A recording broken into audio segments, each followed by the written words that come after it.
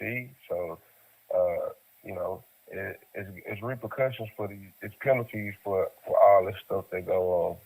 But I'm gonna let you go ahead and play the video, and I'll call you back, bro. Yes, sir. My man Yes, B sir. coming through. Once again, and y'all check this video out. Pay attention, because it's very, very important. Okay, we're gonna move along with the wobblies after this. After this, but I want y'all to see the similarities. Catch the lies that's kind of ran through real quick, and the good thing is it's being talked about. So it's very important right now that you see this. Okay, let's go.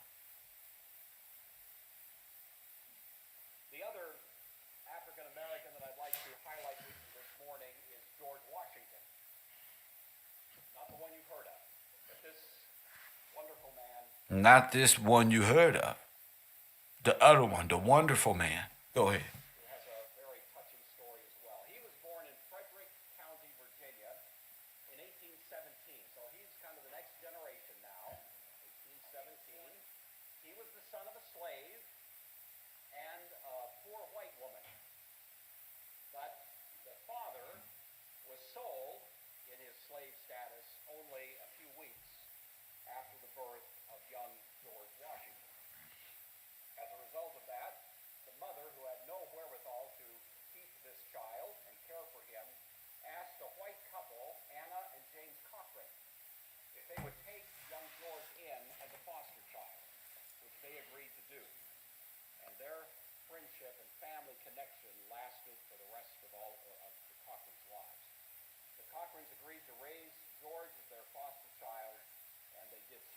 Oh, thank you so much. Thank you so much.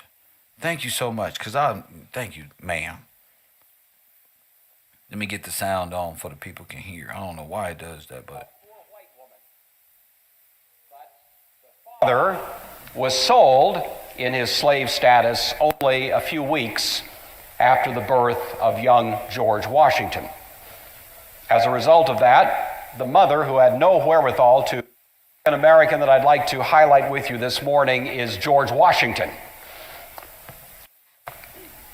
The other African American that I'd like to highlight with you this morning is George Washington. Not the one you've heard of, but this wonderful man who has a very touching story as well. He was born in Frederick County, Virginia in 1817, so he's kind of the next generation now, 1817. He was the son of a slave and a poor white woman, but the father was sold in his slave status only a few weeks after the birth of young George Washington. As a result of that, the mother, who had no wherewithal to keep this child and care for him, asked a white couple, Anna and James Cochran, if they would take young George in as a foster child, which they agreed to do. And their friendship and family connection lasted for the rest of all of the Cochrans' lives. The Cochrans agreed to raise George as their foster child, and they did so. Well, they were not well-to-do themselves, and so in their quest to try to find better economic circumstances, they moved to Ohio, and from there they moved to the backwoods of northern Missouri. Young George, I think you would say the best word to describe him is a prodigy and a genius. Everything that he did, even as a child, was remarkable. His ability to pick up skills of a variety of different areas was almost a wonder to behold. He was an expert rifleman by the time he was 10 years old, and I mean expert. He was winning contests, involving people with much greater experience than he had. But he was also competent in other areas entirely. His foster mother, Anna, taught George to cook, to sew, and to knit, so that by his teenage years he was making all his own shirts, all his own pants, and all his own socks. So he was a pretty resourceful kid. He was not... Now, hold on. Press 1. He can make his own shit, bro. What's wrong with y'all, bro? permitted to go to school because Missouri had laws against educating children of color in those days, and so he was not allowed to go to school. But Anna, his mother, would read the Bible to him, taught him dozens of hymns, and as it turns out, George was able to teach himself to read just by listening to his mother read and following her finger as it went along the lines of text in the book. And he could just pick it up and became quite a literate individual even at a fairly young age. He had, however, probably his most extraordinary giftedness in the area of mathematics.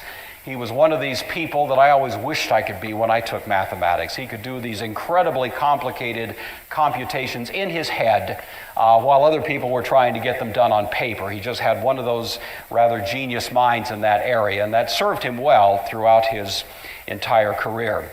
He had so distinguished himself even as a young man that once again the legislature of Missouri made an exception for him, and he was given full citizenship rights by a special exemption of the Missouri legislature. That gave him the right to own land, and he started a couple of businesses. All of his business. They don't want to say there ain't no exemption. You have no authority to stop me. And I'm unconstitutional. It's a different level of understanding. It's not just because of some exclusion. It's because of something great. You couldn't stop me if you wanted to by law. See how important law is? You can't stop me. I'm talking from a different level.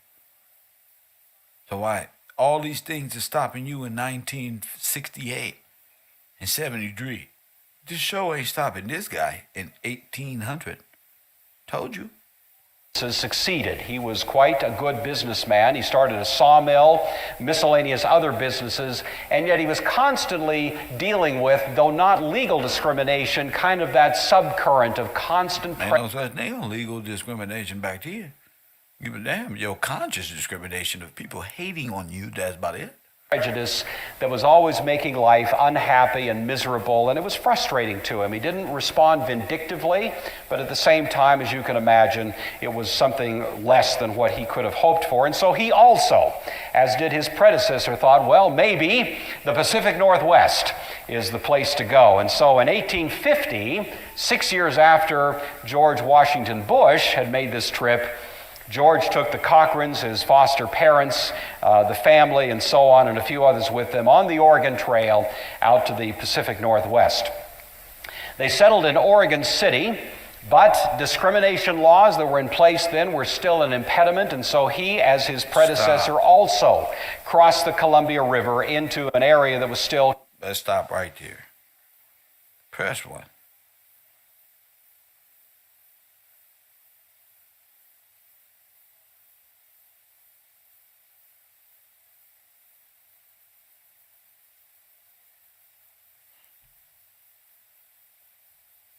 contested at that time and arrived there in 1852. He staked a squatter's claim, which was not uncommon in those days, at the confluence of the Skookumchuck and Chehalis rivers. It was a beautiful location, and so he staked out a place there to live. He put in significant improvements along the way. He established friendships with natives who called him Noklas, which was the native term for blackface, and that was his nickname among them. There were along the line, however, challenges to his claim. You gotta have an Indian story. Oh, yeah, this guy, the Indians were sitting right down. Sure they was. George maintained, as did the other character we were looking at, a kind of open door policy. George. He was a Christian, and he behaved like one. He was a man of hospitality, and he had this kind of free bed and breakfast philosophy to people passing by. And so he did this. However, on one occasion, there were two visitors who came, two men that were heading for further north, and they stopped off and spent the night there. And George, as he was saying goodbye to them and wishing them well, heard them talking to each other as they were leaving and saying to each other, two white men now, saying, "This is a beautiful spot. I think we should go stake a claim against this place. So thanks a lot," and George thought to himself, this could be trouble. And so in a kind of quick set of moves, he was dealing with a situation where if they did stake a contrary claim, they'd have to pay the state for the property, and they had to pay George only for the improvements to the property. It would be a huge, huge, devastating loss, of course, if that were to be what happened. So George raced to the home of his foster parents. They didn't live that far away, to have them go down immediately to Olympia and buy the land in advance. You know. Wait. What that sound like? That sound like what Jeremiah did. Buying the land in advance before you went into captivity. Listen to it. Same story.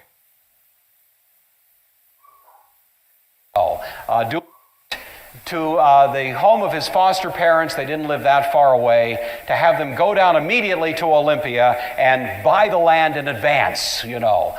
Do whatever you have to buy it, and they did that. So it prevented the sale to these two speculators who had come along. George, in fact, repurchased the property from them about 4 years later, and he was able to establish a land claim there for 640 acres.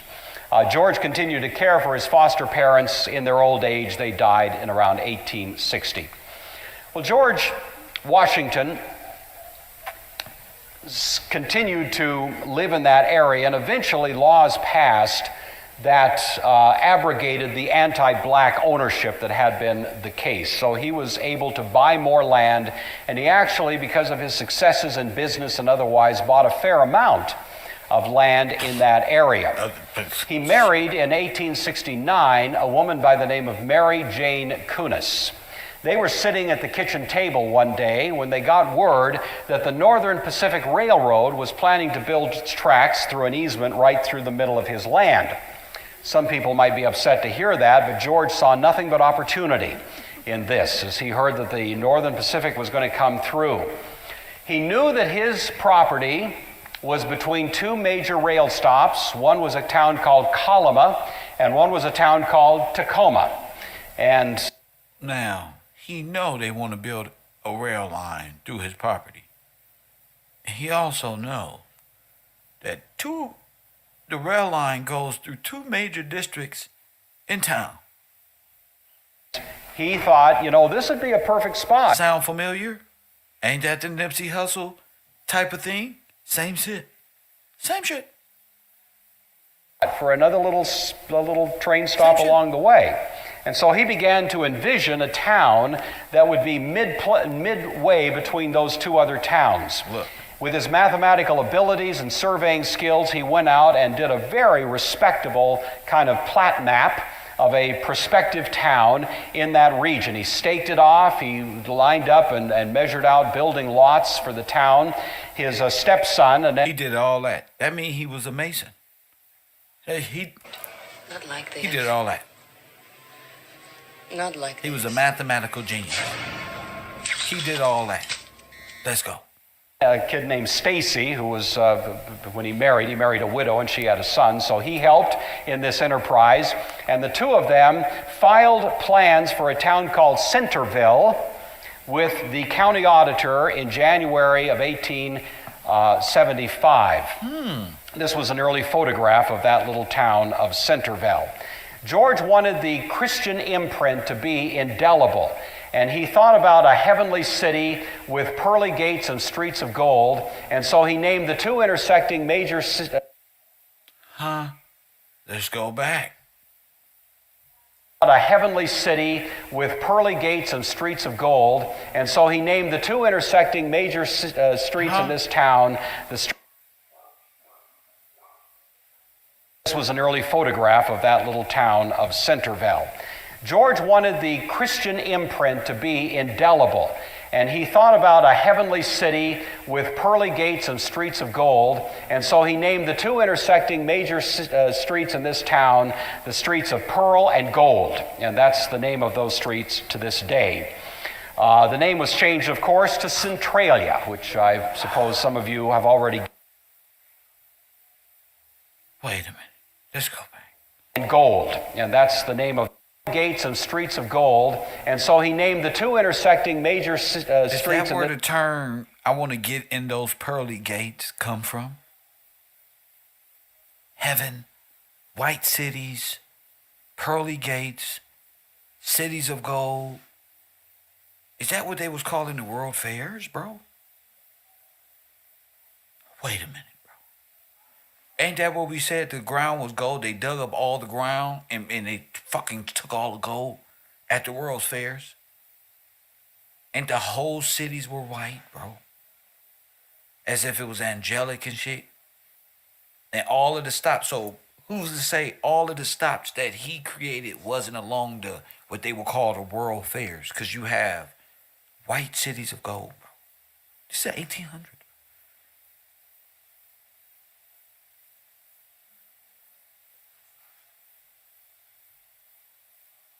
According to what we've been studying about what was here, it makes perfect sense. Had a son, so he helped in this enterprise, and the two of them filed plans for a town called Centerville. This is crazy. With the county auditor in January of 1875. This was an early photograph of that little town of Centerville. George wanted the Christian imprint to be indelible, and he thought about a heavenly city with pearly gates and streets of gold, and so he named the two intersecting major streets in this town the streets of Pearl and Gold, and that's the name of those streets to this day. The name was changed, of course, to Centralia, which I suppose some of you have already guessed. That was in 1886. George himself thought that was a better name for the town. The town grew rapidly. Newcomers came right and left. They bought up lots. George donated land, of course, out of his own. They bought out what? So that means they were parceling out. He was giving lots to free people. That's the house on the lot. That's the whole plot. That's why the mail was done that way. This is where the grid comes from. This is all that. From a mathematician. This is facts, bro. Means for a Baptist church, for a park, for a cemetery. For 30 years, George Washington was the leading citizen and benefactor of the city of Centralia. Washington was the leading citizen and benefactor of the city of Centralia. For a park, for a cemetery. For 30 years, George Washington was the leading citizen and benefactor of the city of Centralia. He had to deal with the same prejudicial attitudes. The irony is, here's a man of remarkable competence and skill and demonstrated ability to make things better. He's talking competence. He knows law. Doesn't matter what you think. He's walking in purpose. He's standing upright. He's competent. He's a builder. He's built whole towns and cities. Train wants to come in and distribute things. Listen to it. Who still had folks moving into his town who didn't like him because he was black. And the grace with which he responded to that kind of arbitrary hostility, I think, remains one of the most remarkable aspects of his life. I don't believe you, sir. I don't think they was moving in racist. No.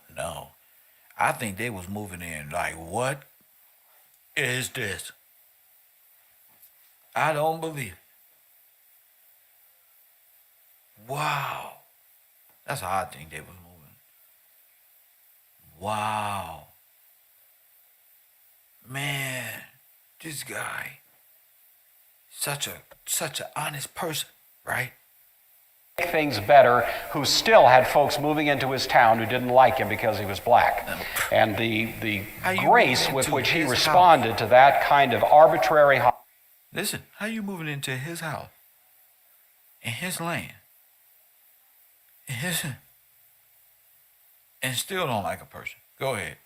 Hostility, I think, remains one of the most remarkable aspects of his life. He kept working his farm. He was said to have, you could hear him singing a mile away. as he was plowing his fields, he'd be singing these wonderful hymns he'd learned from his mother so many years ago. So he out liked to there. You sing. could actually hear him in town as he Look, did so. karaoke, Kev. As the town grew, George himself, who was a very astute businessman, among other things, became quite wealthy. But he maintained his Christian commitments. He was approached many times by people who wanted to put in saloons, gambling houses, other places of ill repute, and George was absolutely adamant. He did not want to have any part in any such operations, even though it would have been quite a windfall for him. Didn't have He to. lent money often, many Didn't times. have to. Had minerals, had everything. Set up shop, kept it pushing. Didn't have to. In fact, with no insistence on repayment. It was kind of a standard phrase from him. If your family is in need, don't try to pay me until you get on your feet. I can wait for what you owe me. If you need food, I'll have some for you. You The can first humanitarian, look at that. Wow. You need something, let me know. You feel me?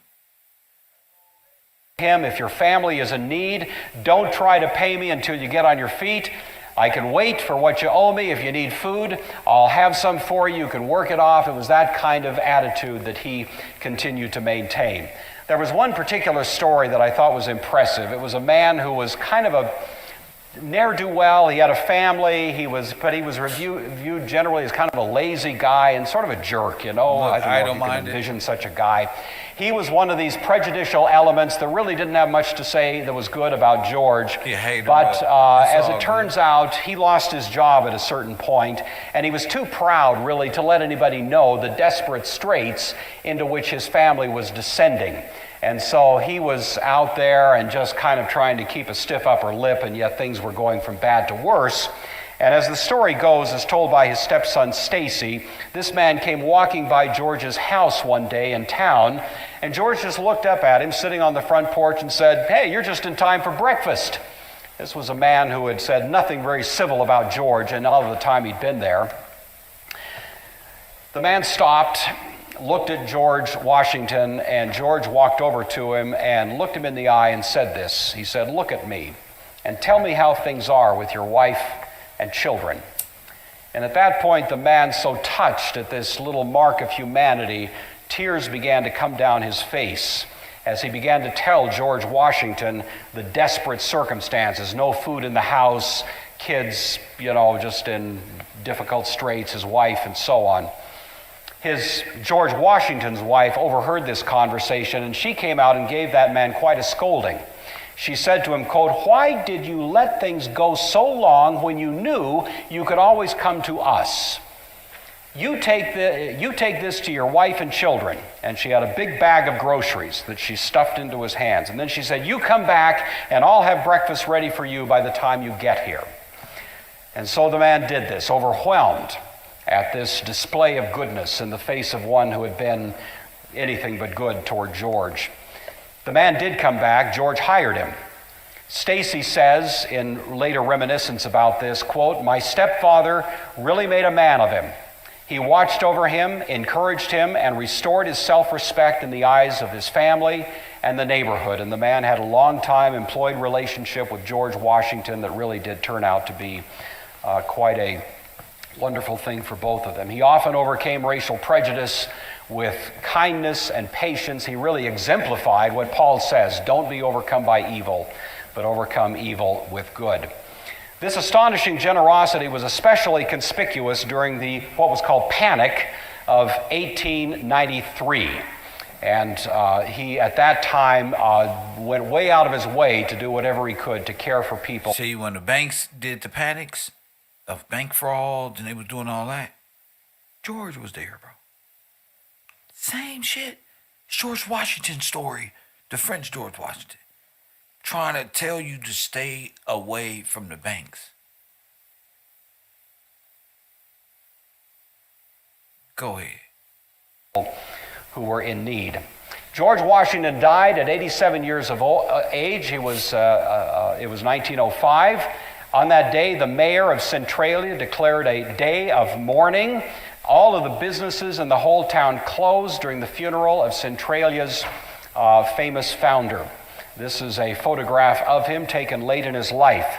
The following quote is from History Link, which is a Washington State resource for historical personalities and so on, and it reads as follows. Mary Jane Washington died in 1888. George Washington remained an active civic leader in the town he and his wife had founded.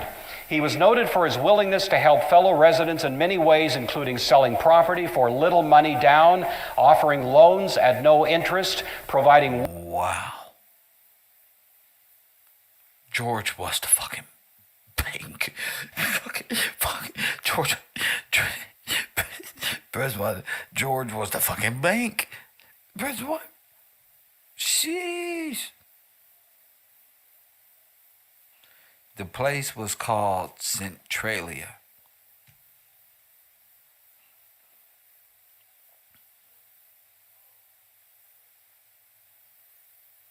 Four two four 209-9506. Tell me what you think about that story of good old George. Press one. We gonna talk about this because this is very important. This is dope. This is dope, and I was telling people yesterday, and how dope it is. I try to drop a couple links before we get started. Gives people a chance to be ahead of the curve, so you can call in and take part. And don't feel embarrassed when you already on Patreon. See, it's a lot of people. It's a lot of people.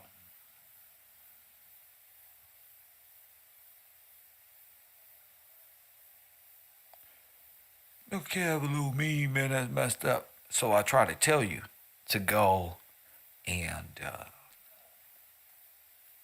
go to class and get the notes before I come on, so you'll be brought up to speed. Shout out to Teresa. She says Centralia. You notice that? Cent. Hashtag penny. Hashtag. Jeez Louise. Centralia. What the hell does that even mean?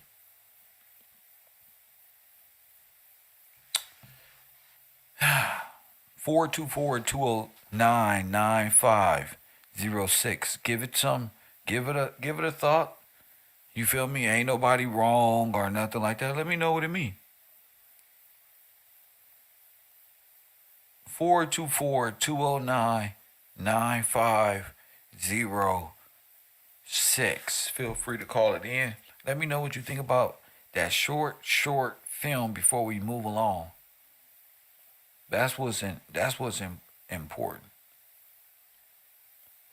We talked about them earthquakes and stuff yesterday. This is gonna be dope. This is gonna be a dope season in class to get ready for the next day, especially now that I got 2 programs. It's dope. Hit that like button and subscribe if you haven't already.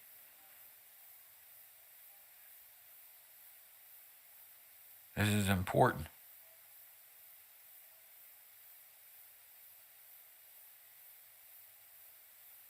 So, are we...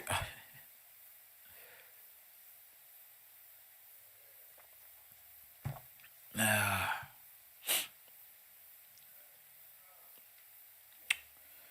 waiting on y'all. I'm good. I got this in the bag. I'm waiting on it. What did you see? What did you hear in that don't email me nothing. I know where this stuff is. 918. I don't need text messages or nothing. I need you to call it in. 424-209-9506. I don't know nothing about it. From KevRow, you on the air? What up? Wait a minute. Am I bugging? Are you there? Are you there, champ? Are you there? Dr. King, can you hear me? Dr. King. Well, call back.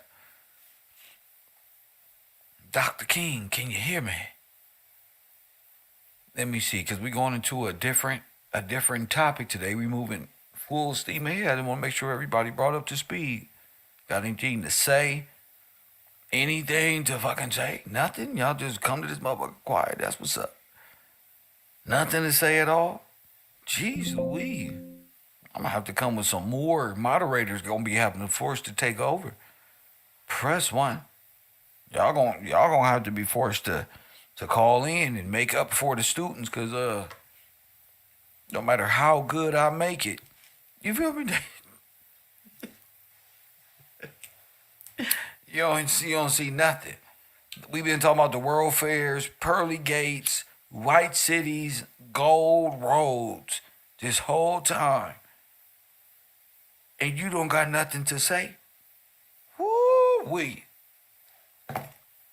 Incredible.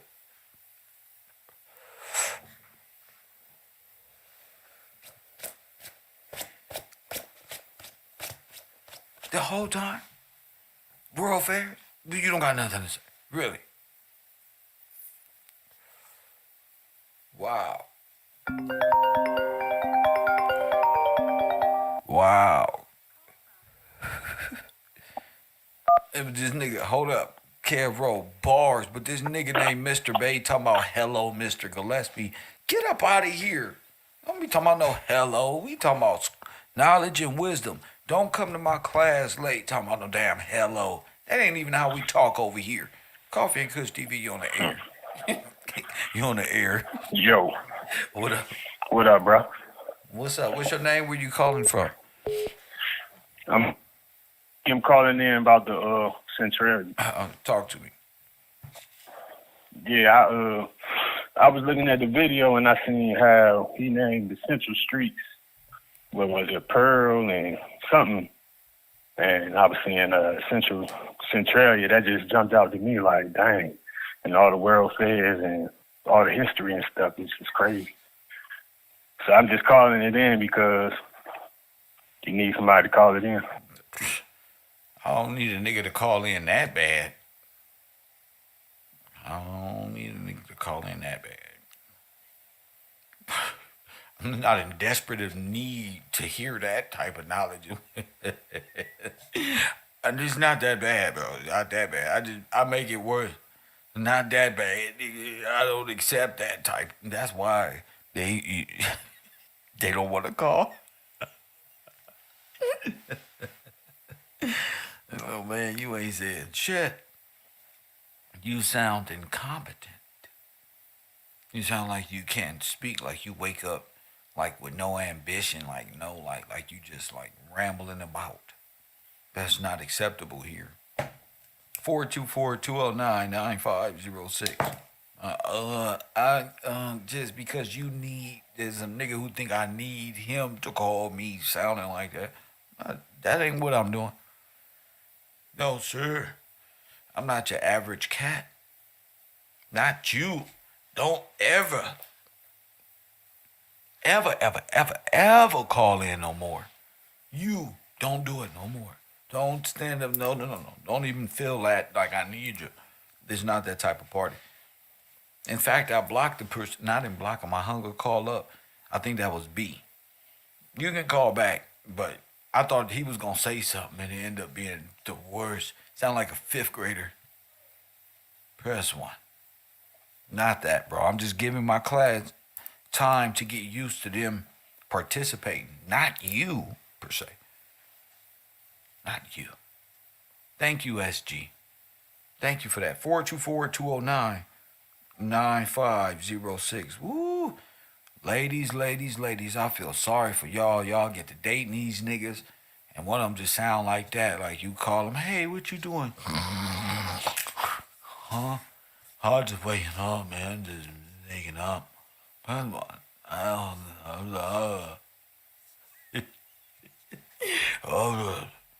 Bruh. I'm on, champ.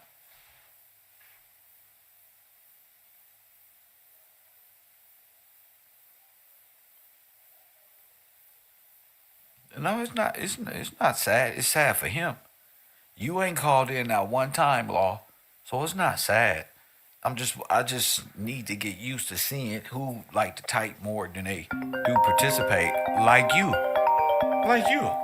you too. You right with them. I'm not doing this for you to come up in here and play neither.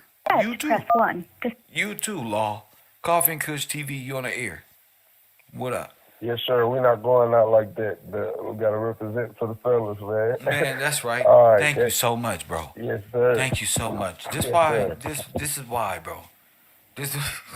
That video was too important, with too much information. Oh my goodness, bro. Thank you. Just not say what. Well, let me get to it. Thank you so much. Man, Hold up, bro. Thank you. You just, bro. I almost gave up. I was about to cut this show off, bro. I can't even believe it. Nah. Press 1. I was about to. Did you see? It was too many bars up in there for y'all to be sitting up there quiet For real. like that. Go ahead. Now it shows the character of George Washington Gillespie. Go ahead. The genius, like they said the right word, the genius of him, and man, from him being mathematically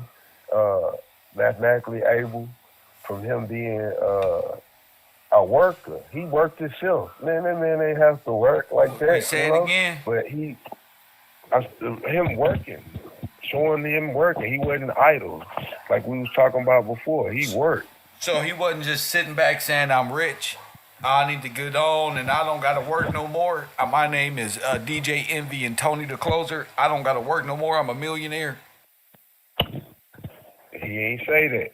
He had a chance to take advantage of stuff. He didn't do that. You know, he could have had casinos and like they were saying and all that. He didn't do that. He stayed away from that. I found that to be something else that was like, wow. All right, the practices, his business practices.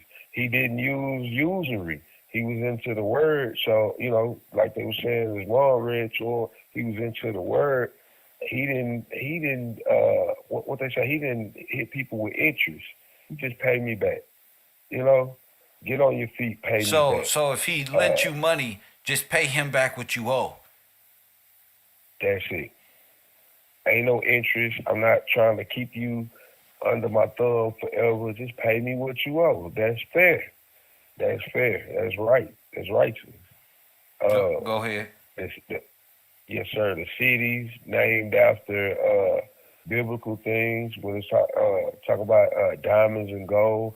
I also read too. It was more names in Centralia with biblical names. So that's, you know, he's staying close to God. You know, even his city is got, you know, he keeping God first. That's what I see. Maybe his cities were mapped out to be root squares of equations. City planning. Yeah, he was a mathematical genius, so that would make sense. That make clear sense. Go ahead. Even that story when he was telling about the dude that wouldn't take care of his family, that showed that he was welcoming. So I see, you know, he was very welcoming. So I noticed, like, the years that he passed, that's when after he passed, all hell broke loose, like, in that area, you know. I noticed that. What they say he died? 1904? After George died, the whole overthrow began. Yes, sir. Go ahead. The fires, the earthquakes, the Wobblies came in. I got a picture I'm gonna send you of them with the communist fist for the Wobblies, and they coming out the ground, Kev. Go ahead. I said, oh man, but that's when they came in. Everything started going south right after George. They come in and I look at it as they coming in, seeing how everything going, and then now they we want to take over. We don't want to work no more. We not working for them no more, you know. So we start, the overthrow begins, just like you said. So he's before 1898. Yes, sir. That make perfect sense, don't it? Yes, sir. So they'll never work for Can't no deny nigga it. ever again, huh? And now we know who they talking about. Hold on. Exactly. We Hold already on. knew, but they proved it. Like, straight up. So this the nigga they met, and them we have never worked for these niggas ever again. Never again. Now, when we was talking about Hold Wimbledon, up, years B. ago. Hold up. We finna go there, bro. Hold up. Yes, sir. Let me breathe a little bit, because it's true. The people don't know how important this fact alone is. Nigga, now we know who they was talking about. You know exactly who they was talking about. When they said we don't want And to then- work for this nigga ever again. Hey, Kev, when he was telling that story about the dude had his pride so much, he was hating on George, and George still showed him and his family love. That made me think about the scripture when it say, even if your enemy is hungry and thirsty, feed him. It's gonna be like burning coals Yes. on his head. Yes. That was it, literally. I said, wow, man. Wow, man. Like, all the hate, it didn't even matter. He owned it all. Yeah, it don't matter if I don't lose nothing. For real, you can be hungry or not. You Even can let his your life- pride stop you from asking for a helping hand. I'm not really your enemy. For real, I'm here to help you. All you have to do is come holler at me. Hey, if you don't work, you don't eat. Straight up. If you don't work, He ain't wanna. you don't eat. You don't eat, man. So that's what it was. I say, man, he was real. That was real. So, him being a pioneer means actually he traveled from the east all the way west. Actually, not setting up one city, but possibly many centralias. Yes, sir. Like that's what I'm seeing. When I looked up Centralia, it took me to, when I first did it, it took me to the East Coast. I was off because I was supposed to be in Washington. But then I said, oh, snap. It's showing he owned mines. It's showing now on the West Coast, he got it going. You got the Midwest in the middle, the Americas. It's undeniable to me. Like, it's being established. You got a Centralia in Illinois too. Yeah, I'm looking at. Listen. Why does it look like George Washington started the beginning of the United States, bro? The free people. By way of humanitarianism. That he ended banking. He ends banking. Right. There's no banking at that ends banking. Right. He just being like, we work, we take care of one another, family, family. But you see that same that word come up again, that parasitical. They got hate in their heart. Like, instead of just going along with it, you want to take what's not yours. No, it's not even. Yeah, it's that. We're gonna talk about that. But do you see the similarities between the French George Washington and these small revolutions versus the real George Washington? You can see with your eyes and what he's done and jump starting this nation. If the people are worth the penny, they can make America great again. Because that's a real mineral. That's right. Copper. Everything else is fiat currency. Right, paper. Yes, sir. But, yeah, he had value in the people. Like, you can see it. The value was in the people. Things were getting done because he had value In the people. The people was invested in the nation building process. Right.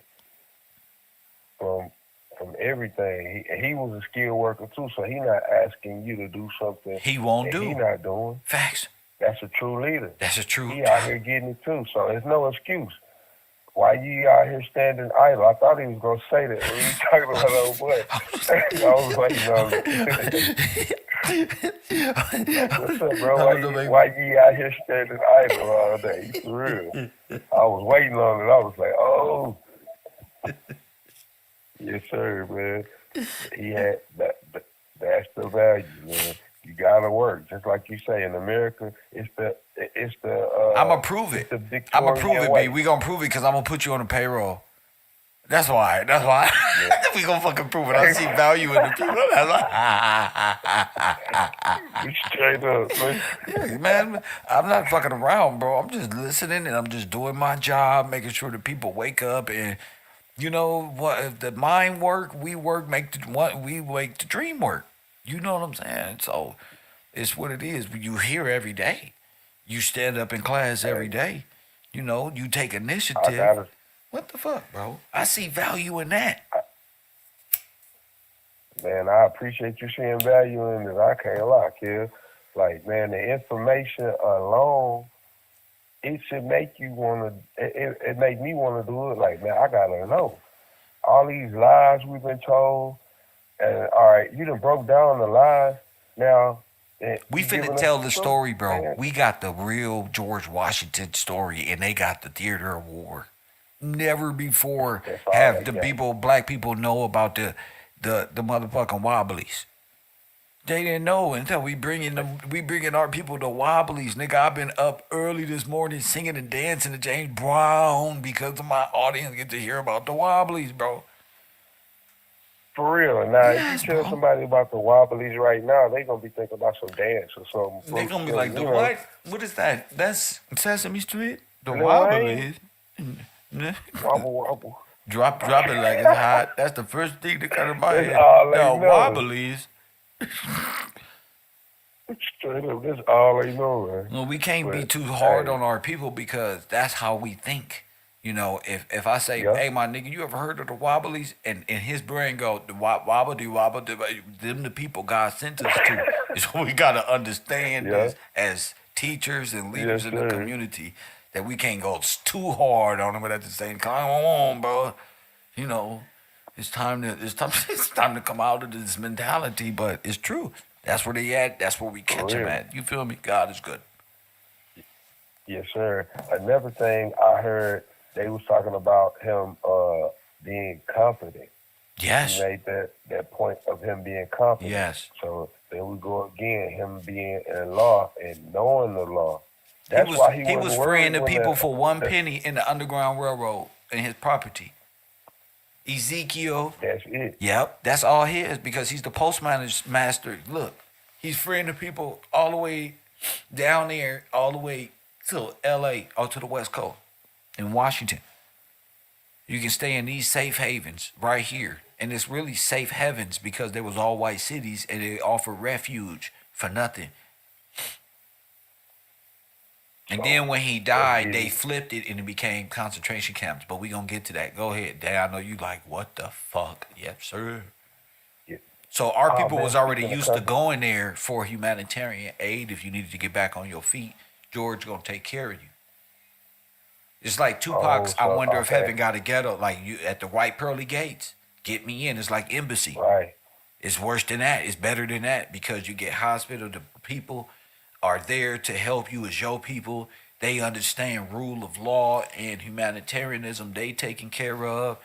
It's not like how we live today beyond our means and have to pay and work so hard for things that's just so silly.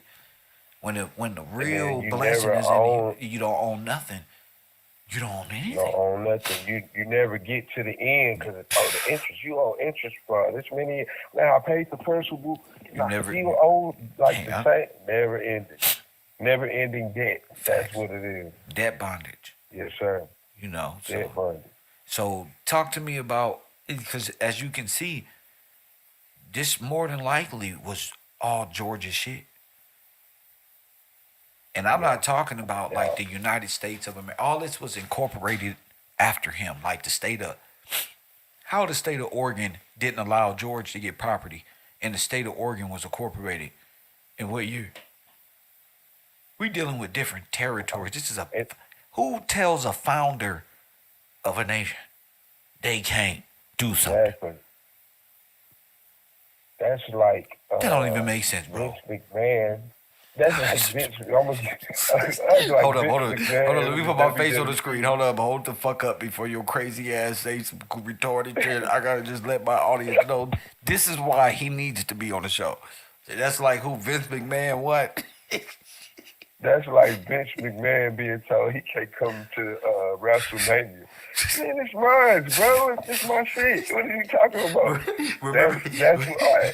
Remember when Eric Bischoff from WCW came over to WWF? Like, and then Yeah. different. What the fuck is y'all doing over here, bro? What you talking about? It's not. Telling it's me not what I can yours, do. man. It's mine. Sheesh. I come home after work and somebody I don't even know trying to tell me, hey man, nah, you gotta come back. Because of racist Bro, laws, it's because of mine. racist laws that we're going to put on you in the future, you're not allowed to do this today. They're not even around. Understand. Listen, if I founded this place, you're not even around. Right, you not even here. Bro. Like, somebody needs to Bro, tell listen them to me, B. who's the owner. Me having the title Kevin Gillespie founded ain't got shit to do with nobody else on earth. Them words Not at all. and you telling me whether I can find it or not don't even correlate. The thing say founded. He founded it. Founded it don't mean he needed your permission to help founded it. Now, even little kids know finders keepers. You feel me? Straight up, they gonna tell no, you wrong. Finders keepers, losers weepers.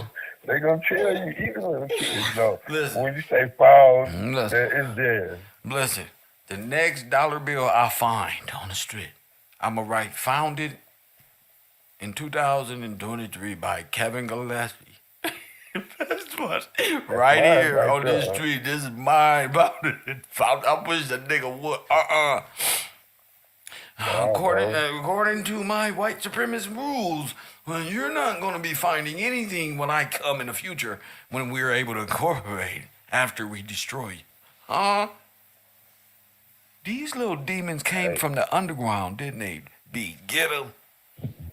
Bro, this is like some Demons. This is like some, yeah, like a small cartoon story. Like y'all coming up out the ground, y'all call wobblies, and like, we just want to take over. That's the zombies. That's some zombie type like weird movies. You know, like, bro, what the hell? It's for real. Oh It's for my God. I'm fucking fucking up. Goodness, man. Could you imagine Now they got everybody throwing people the coming fist from up under and the ground? They got people what? They got people throwing up communist fists thinking like, oh yeah, that's us right there. Nah, bro, you the wobbly, you on some wobbly shit. Like you tripping, bro. That's not it. I didn't want to hurt my black people feelings on this one, but what he mean by that is Nah, you told me yesterday, Kel. You said, hey, we just gotta tell them straight. You gotta tell them. All right, you gotta all right. tell them live on the air. I gotta do what you said, Kel. I gotta tell them straight up. Okay. I'm tripping. Y'all tripping. All right, I put the logo up of them underground with the black fist like an atomic bomb under the city blowing things up. Go ahead. And then, all right, if you look behind them, ain't nothing but smoke, bro. They came with the smoke, bro. Burning up everything. The takeover. From Still underground. burning. And look at the underground. underground. The underground look like a portal, an infinite amount of zombie. Look at them forever and ever under the ground. Damn. For real. Yeah, look how many of them is. Oh on each my side. jeez. It's an They infinite all, amount. that, They all was underground Infinite working amount. in the mines like little people. now the city on, they done came up with now the city on Like fire. Ninja They Turtles. tearing it down. That's the Splinter style. Beatbox and Yes, sir. Rocksteady. I'll be damned.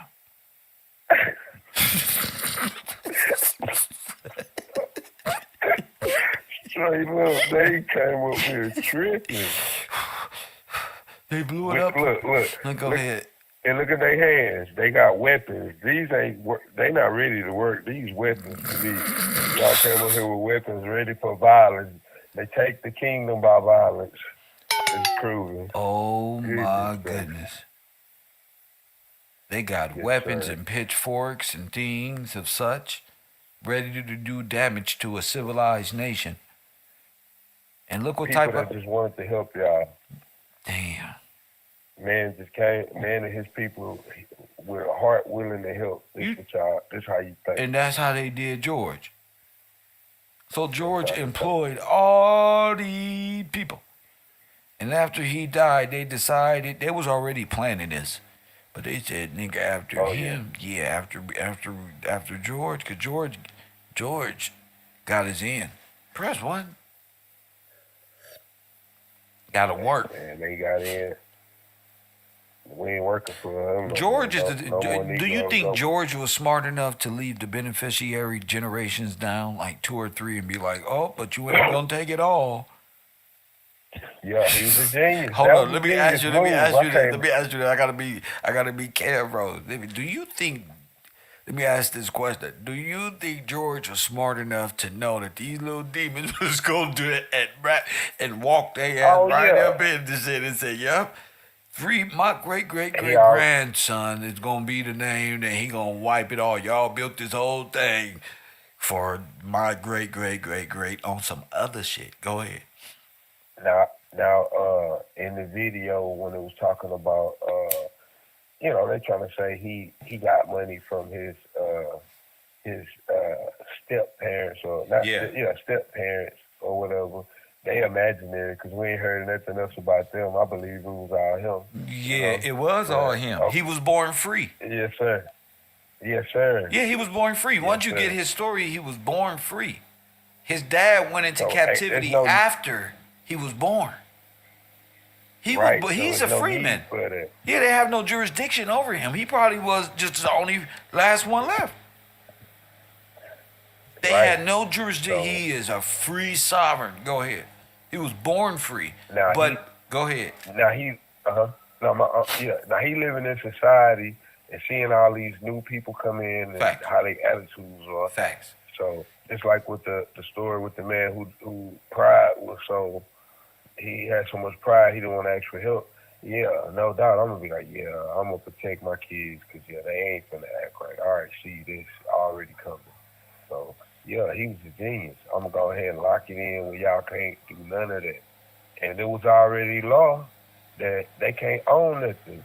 They was leasing from George. Yeah, they was leasing from George. That's why he came back and they had to re-sign the contract. They trying to make it look like he signed the contract with the rail, or no. I mean, like he had to buy his property back for this. No. They can't own anything. Right, and the rail company that they was talking about, they had to come to him to ask for permission to start, man. All of that. Oh, we know the rail company coming in like they got some power. They know how to fake real good, bro. They can fake like they running something. Like, you're not running nothing. This man's property. That's why George wasn't worried. Like, I'm not worried about that. They got to come to me. He knew exactly what to do and how to handle them. But as we see after him, they was doing all kind of underhanded things. Yeah, but that doesn't mean what they owe isn't there. They owe so much back because they haven't paid on anything. Right. I'm just thinking about how much that will be. That's everything. Yeah, that's everything. Yeah, because if you ran the railway down his trail of property all through the middle of America, then that's everything. That's everything. The rail companies is America. That's J.P. Morgan. That's Carnegie. That's the banks. That's the international corporations. That's everything. Now I'm looking at the other picture that I sent you. Which one? it said it's got them with the communist fist again. What we know as the communist fist. We're gonna call it the wobbly fist. Okay. Uh, it says one big union, and in the middle of it, it says we want the earth. IWW Universal. Huh? So that's their mentality. You got that one from me? Say that again. It says we want the earth. One big union. Oh They, shit. That's what they came for. They want it. It's the They Union want the Army. It's a universal fucking army. and they trying to come under pretense of work. Like, oh, we in. That's why they. industrial, Yes. Right. So that's another Trojan horse. Oh, we just here to work. But y'all not here to work. Y'all already got a plan devised. Yep. I see it. I can see it. They telling it. Like when you look at all this stuff, they telling what they after. They said they want the earth. I was like, wow, bro. Wow. And then I'm noticing a lot of these massacres that took place afterwards and everything, especially afterwards, it's always dealing with labor. It start with labor. It start with labor disputes, and then the massacre. Labor dispute. Give me an example. Give the classroom an example, B. Okay. The one that stick out in my mind, of course, is the Verdun. The one in Verdun, Illinois. Verdun, that's Gillespie, Illinois. Thank you, sir. Yes, sir. Let's call it what it is. Yes, sir. Let's call it what it is. Yes. Gillespie, Illinois. Go ahead. Where they had a labor dispute. They tried to strike on the company, like we don't want to work no more. All right. So they made advertisements for Negroes to come in. All right, they come in and they shoot up the trains, and then all these people go missing. Okay, you got Verdun. Hold on, I got more. I got names too. Hold on, 1 second. I gotta call this out. All right. Okay. All right, we got the what they call Verdun, but the Gillespie massacre, October 12th, 1898. We got the Panna massacre, April 10th, 1899. We got the Carterville massacre, September 17th, 1899. We got Lauder, what they call Cambria, Illinois massacre, June 30th, 1899. Okay, and of course we got November 10th, 1898. We got the Wilmington, North Carolina insurrection or massacre. And it's a lot more. It's a lot more, kid. It's all starting over labor. That's what they use. It's the labor union. That's why. The labor union is the so-called army. It's the foreign nation. Yes, sir. The labor union was, in fact, all of the foreign nations, Asians, Italians, Polish, Jews, they say Jewish. This is them. This is where that white labor came in. That's exactly what we were saying. This is the total takeover. They weren't just labor workers. They were moving guns underground, organized, and they joined the federal government. The first Nazis in America in the early 1900s, the government started using them in the Boy Scouts, in the leadership of the Boy Scouts. It was other subgroups. We're going to talk about that later on this week and later on next week as well. But go ahead. All right, I got they was down in Louisiana with it. You got the Thibodeau massacre, 1877, November 23. You got Carroll County Courthouse massacre, 1866. We got Danville riots, African American, 83. Go ahead. It says African American voters were threatened after Danville riots, leading to loss of political power in this majority African American city in Virginia. So they was out here just, ooh. You got Hamburg massacre that happened. So the About thing is they with caught, them is they one labor union. They many nations acting as one labor union. Go ahead. yes sir. Yes, sir. Any nation. Yep, that That's legion. right. Yes Legion. sir. Here it is. We Here got it is. 1875. Go I ahead. got September 4th, 1875, Clinton, Mississippi massacre, Yes. where they what we had so-called African Americans killed by white mobs during the Clinton riots. You got Vicksburg, Mississippi, 1874. Go ahead. White. It says whites attacked and killed black citizens who had organized for a sheriff to remain in office during Vicksburg. So anything that they disagreed on, they were attacking. We got 1873, the Colfax Massacre. Ku Klux Klan carried out Colfax Massacre in response to a Republican victory in 1872 election. So, black people wasn't even Democratic. You see, See? they weren't even Democratic. Told Even you. 1872 is proven. Yes, sir.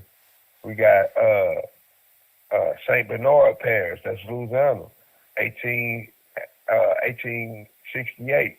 African Americans were carried out by white men to terrorize the recently emancipated voting in Louisiana. That's where they messed up with the emancipation stuff. Opelousas Say it again. massacre. When they voted for emancipation, it messed them up. That's when, yes, sir, it messed them up right there, because it said that right after they voted for emancipated voters, they gave up They sovereignty. They dominion, They gave up the patriarchal dominion. Yes, sir, they gave it up. When you became emancipated, you lost your superpowers up here tripping. Straight up. Okay? Wow. I got Opelousas, 1868 massacre. In response to promotion of voting registration, a KKK group massacred hundreds of people, most of them whom was I don't even know why they say African-American. the KKK. These are the Legionnaires, like she was just posted. This is who they Yeah. are. Go ahead. That's a scary Yes, sir. tactic. The KKK. This is the Legionnaires. Yeah. These are who they brought these people over, just like they're doing now. Same thing. Go ahead. All right, we got 1868, Camilla Massacre, September 19th.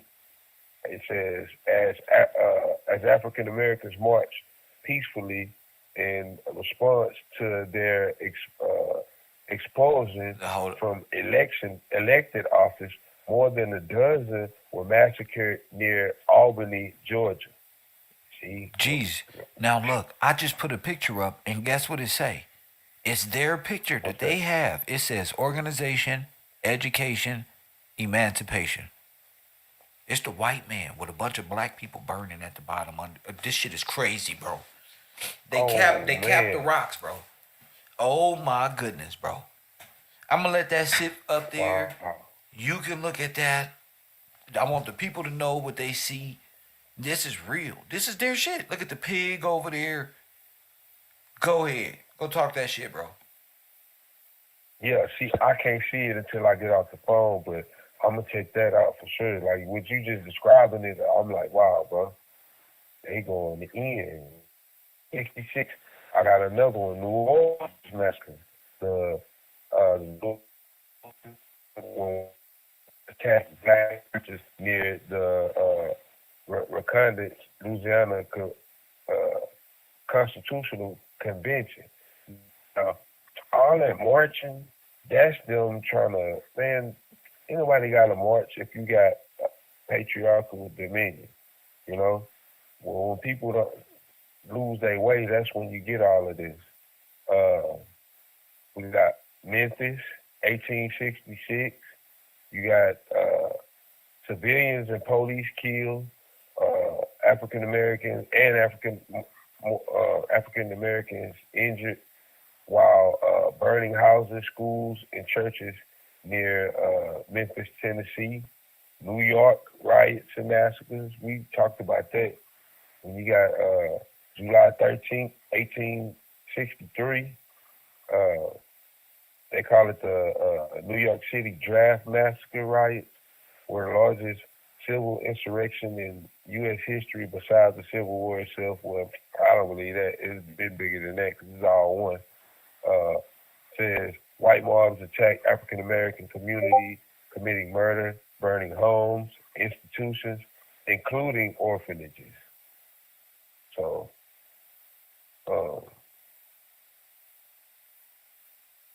pretty much, that's pretty much what I pulled up. But I'm sure it's a lot more. But most of these things come from accepting emancipation, like they think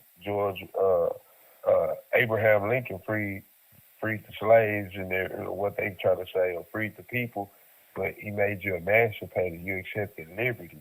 When you accepted liberty, you got away from your superpowers, which is freedom under King George. And it's evident in the actions. Now look, in this picture, this man is half of the picture is a worker's uniform, the other half is a soldier. The people. Oh, I yes, seen that. yes, sir. Sir, I seen that. That's what it is. Well, that's what we're breaking down. Yeah. Of work. Yes, sir. The crazy thing is, he's this guy here, this deity that's half this one and half that one with the volunteer hat on. He's coming out the sun, right? Right? And the sun, two volcanoes is sitting on the sun, capped with two different stones. Under the volcano, black people is burning in hell.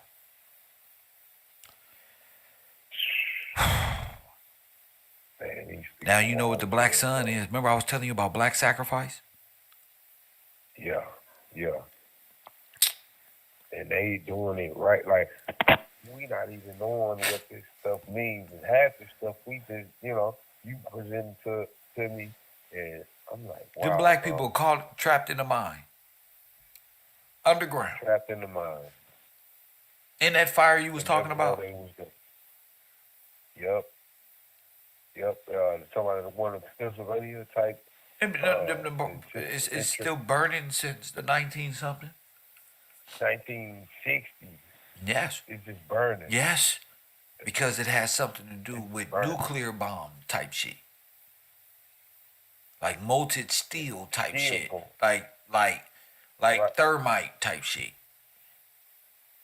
Right. They try to say that they started it by putting lighting some trash up, basically. Yeah. Hey, who the hell gonna react? Yeah, come on. Yeah, we burned You know what they mean when they try to say burning trash? Yeah, we burned dirt and trash and scabs around y'all. Bros, what? They fucking crazy. They tripping like how we never gonna understand it when we the coldest set slang. Like, man, come on. I looked up something concerning that. When it comes to what was in those mines, they got something called anthracite. It's just different variations of coal. Yes. You got black coal. They're called hard coal, stone coal, dark coal, coffee coal, blind coal, Kilkenny coal.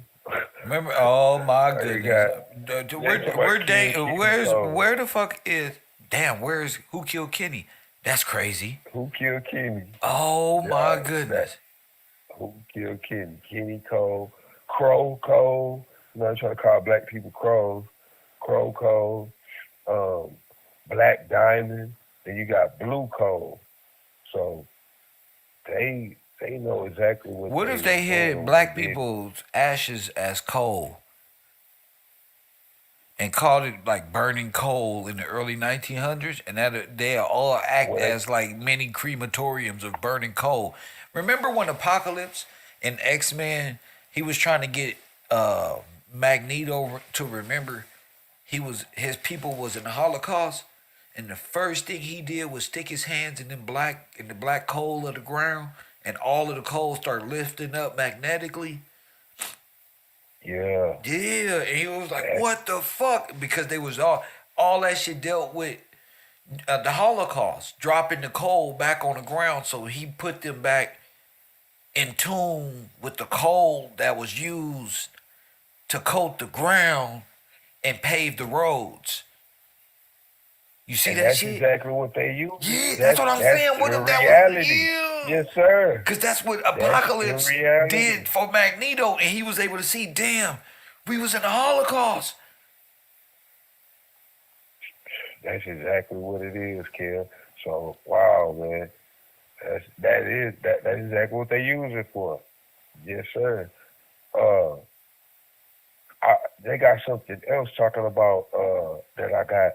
They was talking about all right, I'm gonna just read it. It says the coal region of northeastern Pennsylvania in the United States has the largest known deposits of anthracite Huh? coal in the world. Bone? So that's what I'm thinking. I'm like, Wait a they minute. got the Well, that's largest. Centralia. Centralia mean bone. Yes, yes, yes, So he owned all the coal yes. mines. He owned the coal mines. Yes. Yes. So that, yes, sir.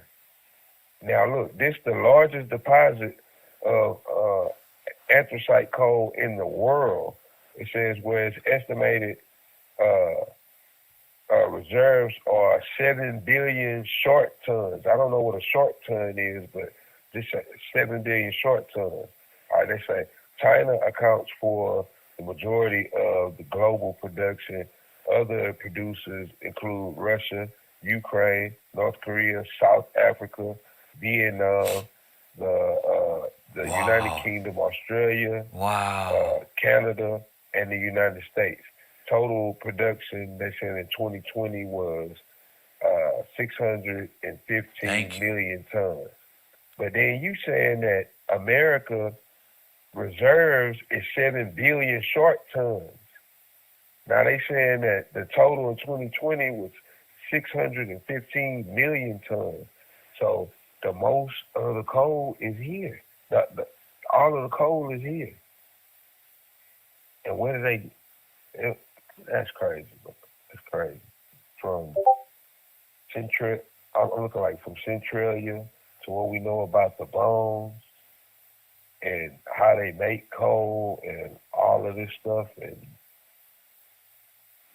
it's a big genocide, and they owe money. Say it They again. owe more than money. They owe It's more a than big money. genocide. They owe more than money. They owe everything.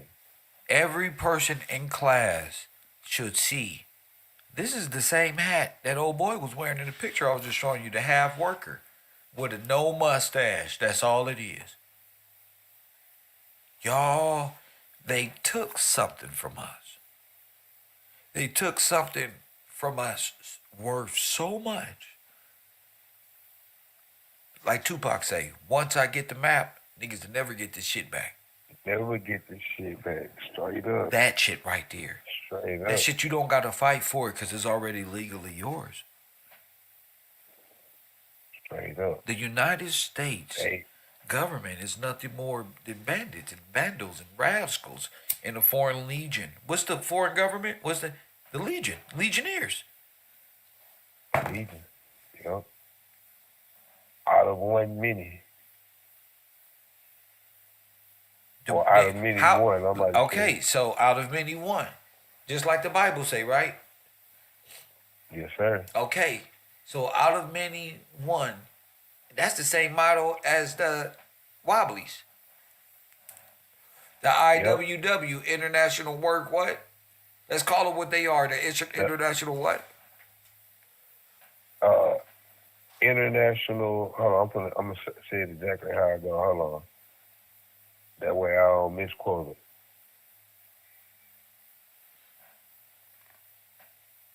All right, the Wobblies are the industrial workers of the world. Now, see, I was saying international too. They said Industrial but revolution international. is the white man's revolution. That makes Yes, sense. sir. Now that Yep, makes it's how they got- sense. And it makes sense to me on how they try to say they made all kinds Wait a of minute. stuff. They told the In story reality- in time immemorial, bro. The workers' revolution told in time immemorial looks like the American Revolution. It's not the American Revolution is this revolution right here. Yep. When they saying, "Hey, we revolted against Facts. the king, Yep. and we We've took got over freedom. because we was getting taxed." Yep. Yeah. Yep. They Y'all black. supposed to get taxed, but it even said that he wasn't. They So that supposed makes to. that Dollars- in reality, we just proved that that's really George Washington. If we're looking at this without time immemorial, remove time immemorial, false theater of war story of George Washington of some white man, in real life, George Washington and the American Revolution George Washington didn't lead the American Revolution. The American Revolution was led by them against George Washington. Yep. A hostile takeover. A hostile takeover against what they will call the King of Britain. But the King of Britain didn't have slaves. These stories never made sense. But if George Washington is a black man, which he is, and the workers' revolution is playing a part as the American, many as one, right? Right. And there's the story. Yep. You gotta have a proper perspective on how things really are. You take the fake stuff, and put it how it really go. You can see it. And then when you look So at that'd make symbols George and Washington the signs- president and the king, because he was the bank. Right. The president and the king. That's why they said that he would give people loans. Just pay me back when you can. You know? So how can I give you loans if I have access to funds? You know? I can't believe it. A president and a king. So like we said, King George and George Washington is one and the same. Has to be. Yes, sir. Or there must be a There's George no other Washington way.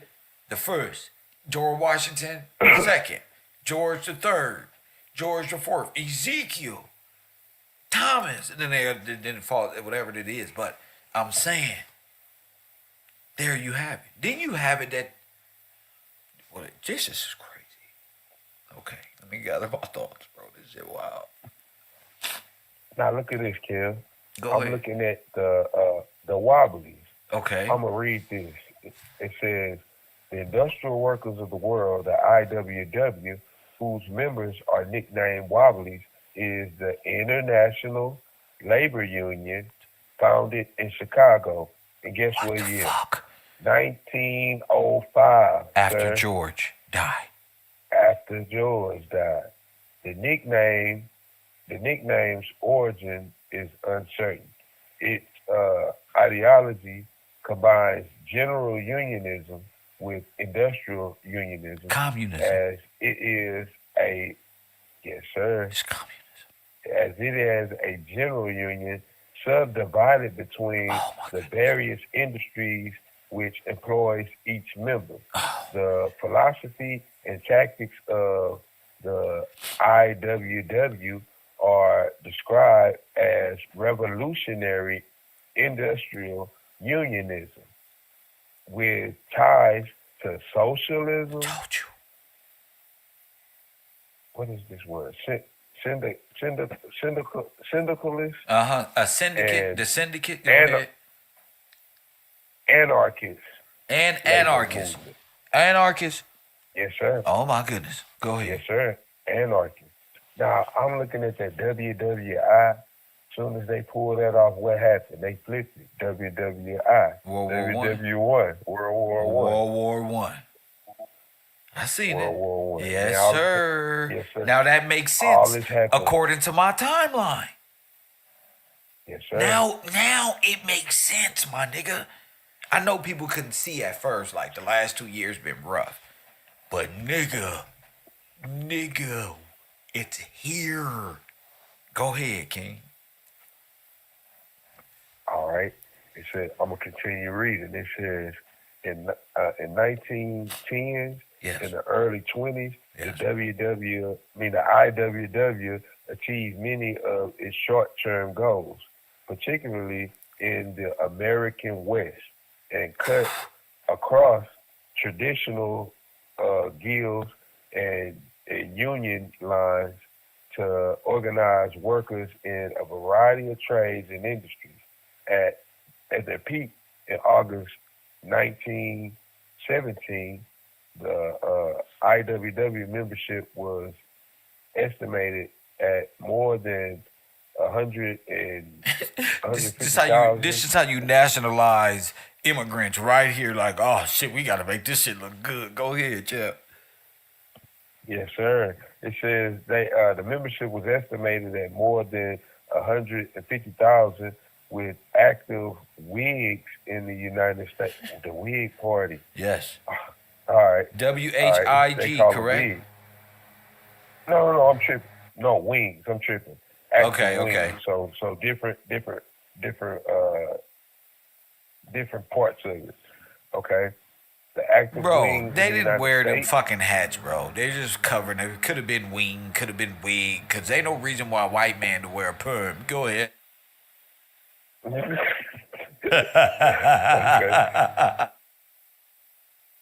All right, look, it's starting to name where they went. It said the United States, the United Kingdom, Canada, Australia, New Zealand. The extremely high rate of IWW membership turnover during this era was estimated at 133% per decade. Makes it difficult for historians to state membership totals. Oh, I'm pretty sure.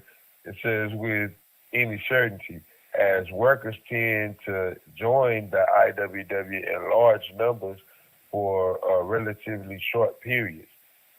During labor strikes and periods of generalized economic distress, membership declined dramatically in the late 1910s and 20s. You don't gotta be no member no more. You American. You the fuck You gonna in be? there, yeah. We in there. We I'm in cool. We For Indian. real. We Indians. Yeah, we We federalized Indian. now. We federalized now, nigga. I'm a Chickasaw. Use we came by way of French. The Creole. They call us Creole Indian. Oh my Yup. goodness. Go ahead. Okay, it says there were conflicts with labor groups, especially the American Federation of Labor, which regarded the IWW as too radical, while the IWW regarded the AFL as How are they too conservative. radical when they just overthrew everything for you? Go ahead. Well, They I'm said, looking "Oh, like yeah, this is too much, man. These guys were ruthless, We're gonna man. divide Calm it." down. Yeah. A more humane way of doing things. We're moving this thing underground where nobody can see. Look, that's it, nigga. This is not For right. real. I They don't gonna want to. catch on. Yeah, nigga. I don't want to look at the goddamn black dust falling out the sky, all on the ground. Hell no, move this shit on the ground. I don't want to look at their sad faces as they get on these goddamn train. Press what? That's fucked up. It ain't like they're nicer. It ain't like things change. We just went underground and oh fuck. Go ahead, King. They just use a different method. Okay. Membership also declined due to government crackdowns on radical anarchists, uh, socialist groups during the first Red Scare after World War One. In Canada, the IWW was outlawed by the federal government by an order in council in September 24, 1918. Probably the most uh, probably the most decisive factor in the decline of the IWW membership and influence was a 1924 schism in the organization I hate words from like which that. the IWW, yeah, like what is that? We about to find out. That's how you throw black people off. Use the word schism and then it'll fuck the brains up a little bit. Go ahead and use the word schism. Go ahead. All right. It says from which the IWW never fully recovered. During the 1950s, the IWW faced near extinction due to persecution under the Second Red Scare. Uh, Although the Union would later experience a resurgence amid the context of the new lift in the 1960s and 70s. So they ain't went nowhere. Bro. They ain't went nowhere. Bro, what you know about the They American went Legion, nowhere. bro? What you know about the American Legion, bro?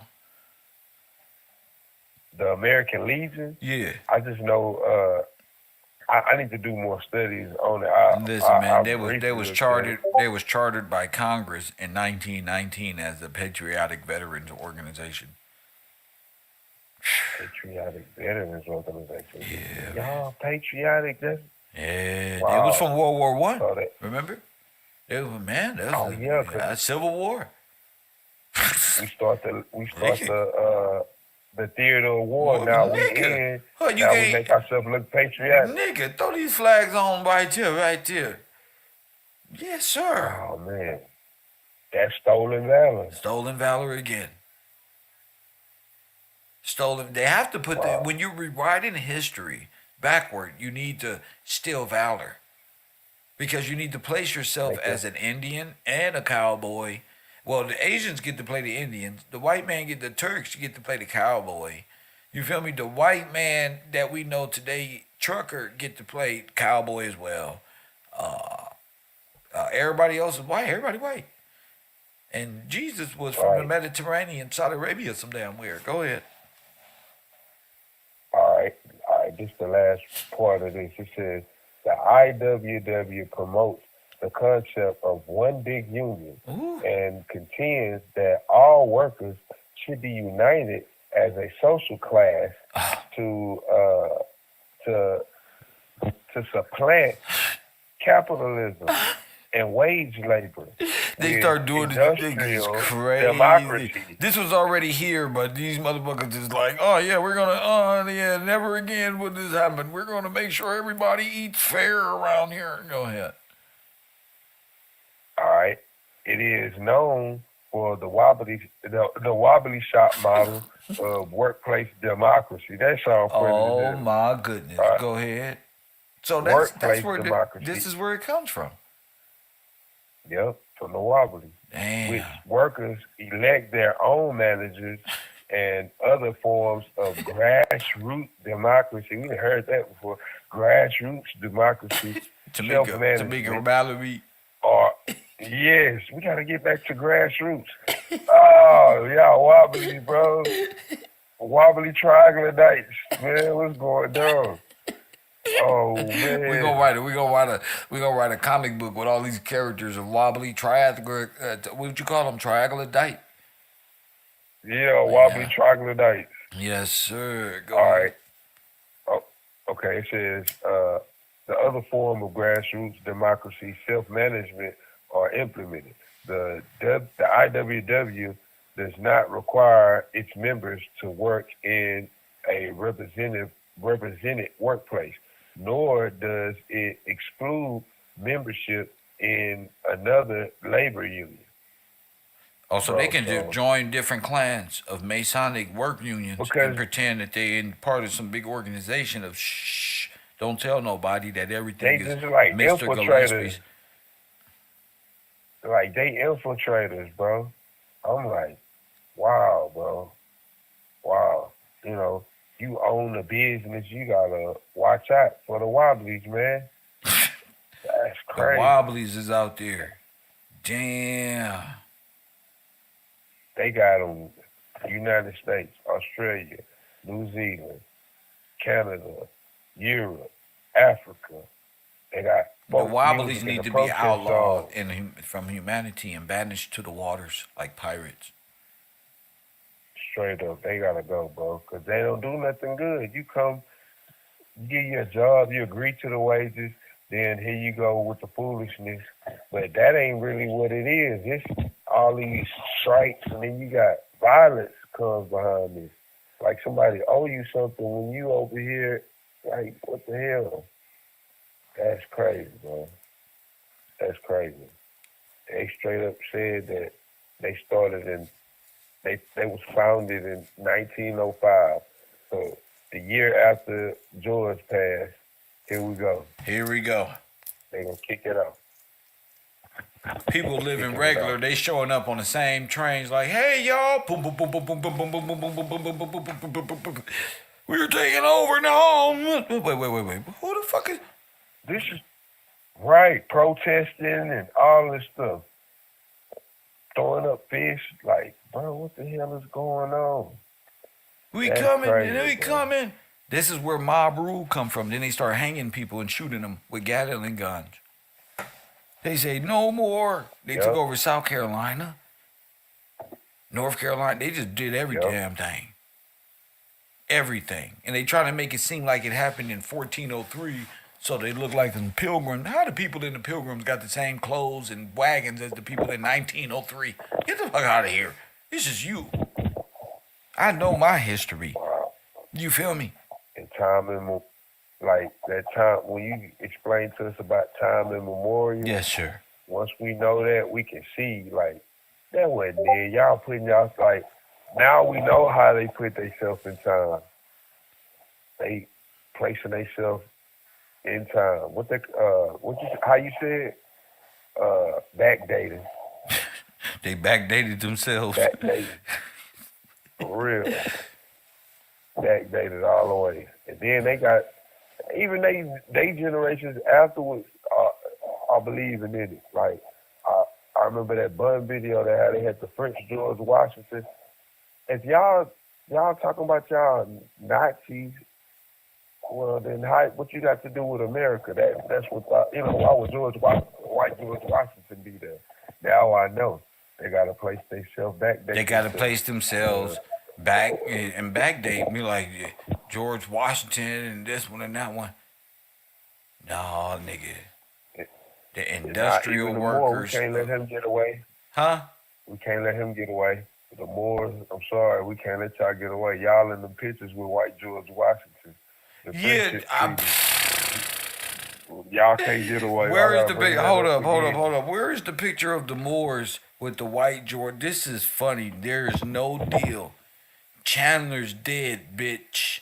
Prince one, no friends. No new friends. No new friends. No. I still ride with my niggas one. They one nigga. No new friends. Straight up. Got you, Straight nigga. up. Yeah.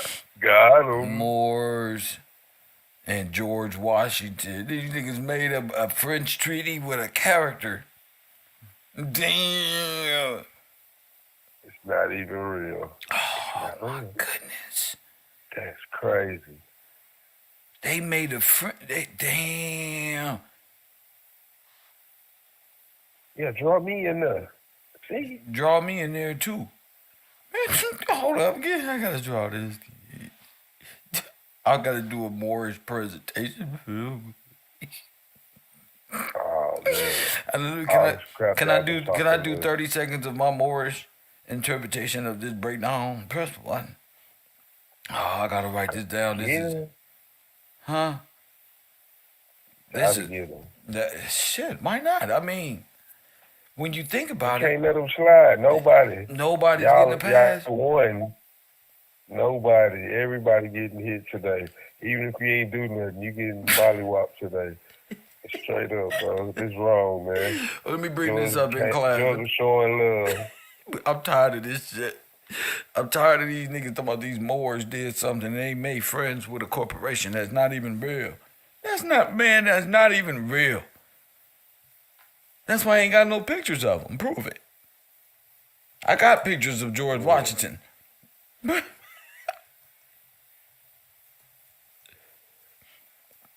crazy. Huh? That's crazy, huh? That's crazy. Talking too much noise. Damn, that's why the Moors out there quiet. Because they only exist in the backdating.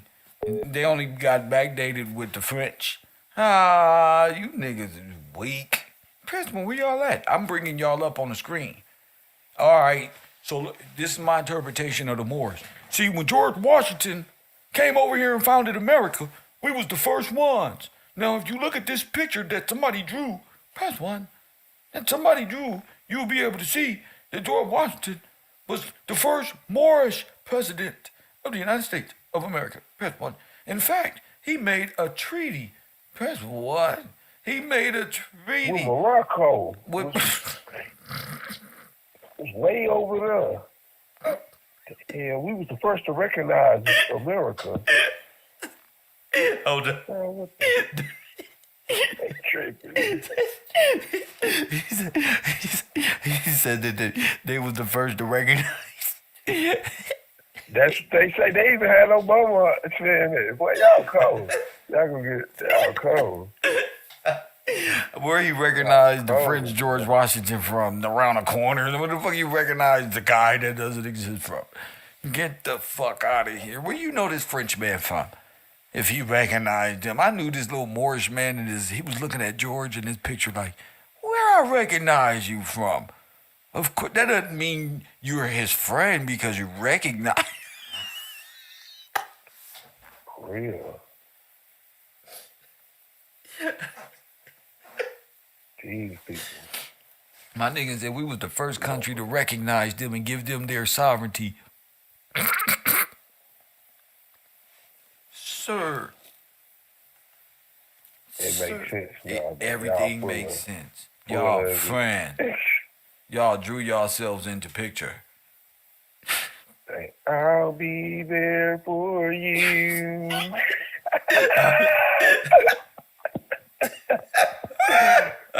Oh shit. Hold on.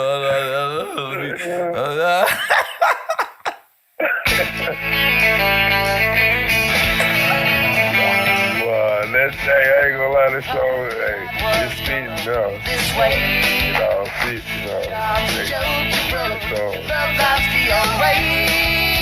This song. You're always stuck in second gear. You gotta do that clap, but, you know, that's the point right there. That's fucked up. So that just lets you know the French Moorish man been over here this whole time. Press one. Not this whole time, but working down. Look at this. Look at this. George chopping down the cherry tree was a symbolic of the breaking down the Moorish background, the Moorish control of America. This is crazy. This is crazy. And that's not even proven. In the picture it is. When they, yeah. Time immemorial. Time immemorial. They can't prove nothing. They wasn't never dressed in no clothes. I don't believe them. I believe they was telling the French, man, this is how we got to get them, bro. We was over there, and then, press one. That's what I see. I don't see them doing anything other than be like, hey, boss, you see that stuff? Straight up. Yeah, I don't see them doing nothing else. The Moors got to tell me what they did because they didn't do nothing. They can't say nothing, and they did. And then it's like all of this stuff is like theater arts. Like they getting ready to do a play and they going over a script. And The Moors this is what I'm helped the doing. Nazis. The Haitians and these people helped the Nazis take over. These people take over America. Go ahead. This easy, bro. Yep. It's done deal. Y'all caught. And then you gotta quit telling us. Well, you know what? We gotta quit listening to this. So both of them is wobblies. Wobblies. Yep. All of these niggas is wobblies. They wobblies. Straight up. Dang, it was something else I found dealing with them. They call.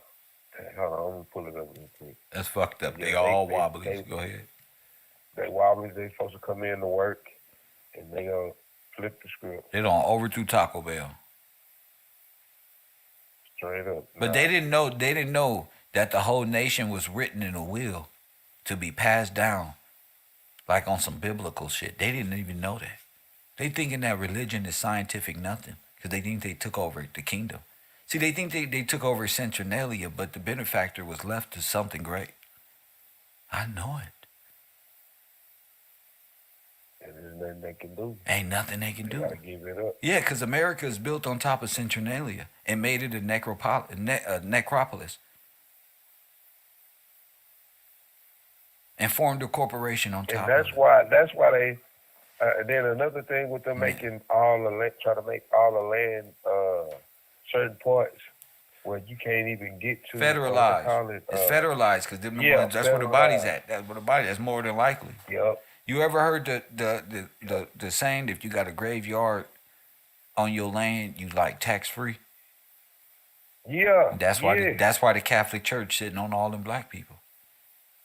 Oh my God. Yes, sir. You're right, bro. They made all the corporations 501(c), all operating and stealing from the trust. All religions, all 501(c) religious constructs, businesses are illegal and taken out of a specific trust, which is George Washington Gillespie's final answer. All the amendments are there to enslave the people George saved, the real emancipated people, the people of the copper colored people, the people of this land, for real. Yeah, this is fight. Yeah. And that was a question that I had, like, where's all this money coming from to lock us up, you know? Like, even on some traffic tickets, you know, you have traffic tickets, you don't pay them, you rack them up, you finally get caught, they take you to jail, you got to sit your tickets out. I ain't paid y'all nothing. So how are y'all getting compensated for what I owe? Yeah, well, I'm going to jail, and I ain't paying you. I'm going to go sit in jail and get processed in and processed out. How are y'all making money? Right. And that ain't never, and They people say don't times. ask them questions. Nobody. Yeah. You answered that for me. Yes, sir. When you told me about the trust, I'm like, oh, snap, that's how they doing it. Yes, sir. Because you're a benefactor of George. So the money goes to the heirs, and the heirs take care of the people the way George did through humanitarian aid and people who are looking for relief debt. Wow. That's something, man. Yeah. After 7 years, the debt is cleared. Right. So They, they don't have no jurisdiction on a person that's not in debt and that's not a criminal. They don't have jurisdiction over anybody who believes Jesus Christ is their Lord and Savior anyway. But we're going to keep it civil and not spiritual. Right. For a second. Ecclesiastical. Yeah, we're going to keep it, yeah. Let me keep it to the letter. They have no jurisdiction over a person, a good person of God, or who walks in the light of these folk like that. Like a person like George or Job or any other person in Scripture. Go ahead. Yeah. That's we don't have that, and if we look at all this other stuff they try to get us to get into, it's not there. You don't have no protection. There's no, like you said, there's no redemption in it. No, nobody can help you if you don't follow, if you don't be a lawful person and Yeah, you don't God. be obedient to the law, you can't. So that's why they made you a criminal. They made you a debted slave forever if you commit the wrong crime. And they raise these niggas like they criminals, so they start believing that they criminals and make it a ever will of continuous beneficiaries being lost in time. So yes, Yeah, and that's crazy. They were like, that's the like you say, they get charged up. They the whole system running based on us living a criminal lifestyle. yeah, Doing, like you say, don't do bad things. yes, As long as they got people doing bad things, so they can keep it going. It made me think about the way everything is, from the media to the music to, it's a program. We're gonna program you to be this way. That way you keep our system going. Hey, I'm spraying the ops. I'm gonna kill people. I'm gonna sell this dope in the movies. I'm gonna show you how to be a criminal, how to do this and that. You steady going to jail. You keep our system going. We keep new customers coming every day. Return yeah. customers. You talking They about running how it to like a fight business. the system that has enslaved you is by not doing bad things and following Yes, sir. Georgia's law, following God's law, and being humanitarian. Stay out the way. Take care of your business. Yep. Stop saying we, unless there is a we. If there's a we, then we can get down. You know, you know, it's really you. Right. And like, and then you don't have to be thinking that, oh, it's too much stuff. I can't do it. But if you doing bad stuff, you don't be thinking that. You go for it. You know what I mean? Like, man, don't nobody be thinking about, like, I'm thinking about how it is in Universe 25. Nobody think it's a roadblock when hustling. You like, all right, yeah, the laws out here, but they go for it. Go for something good. Go Facts. for it. If you can sell You dope gotta and the police pass by like an Akon music video, nigga, and you about to get locked up, they won't let. If you that bad, won't you put your mind to something that worth that type of shit? Cause yeah, they gotta use skills. Steady You gotta trying to learn how find to a you, motive. Why do what for I real. do? Freedom ain't get no closer. My car is But how stolen. The the registration. registration, Cops the cops patrolling, they patrolling. got me, dog. Now they don't stop me and I'm getting locked up. And won't let they had you niggas dead. Won't let me out. Oh, Now oh, look here, oh, oh, baby, I'm locked up. Go ahead, B. when people selling drugs, they gotta learn how to use a scale. They Now gotta that use I'm locked weights up, and I everything. rep 2 sets, so I'm about to die and stay deep locked up. Two brushes up. Whoever wanted with job, whoever nigga run up because I'm But that locked up. They won't let me out. Brother, what? for real. These boys is using all kind of skills that they can flip to something good. Niggas go to jail and learn how to clean up. Yeah, that too. Be the cleanest person Niggas ever. be in jail like, yeah, I got 2 bottles of lotion. I got 3 packs of noodles, 2 bags of chips. I'm doing real good. They got the Skittles and M&M's stacked up real good with 2 bottles of water, 2 packets of Kool-Aid. Real cleaned up, they little area. Real smooth. And I'm like, oh, not my folks. They on jail like, listen up, my nigga, on everything. I did bad things, but check this out. I'm eating good. I got M&M's, honey buns. I make eggs on my table that I sleep on when you connect 2-volt batteries to the clamp like a battery on a car.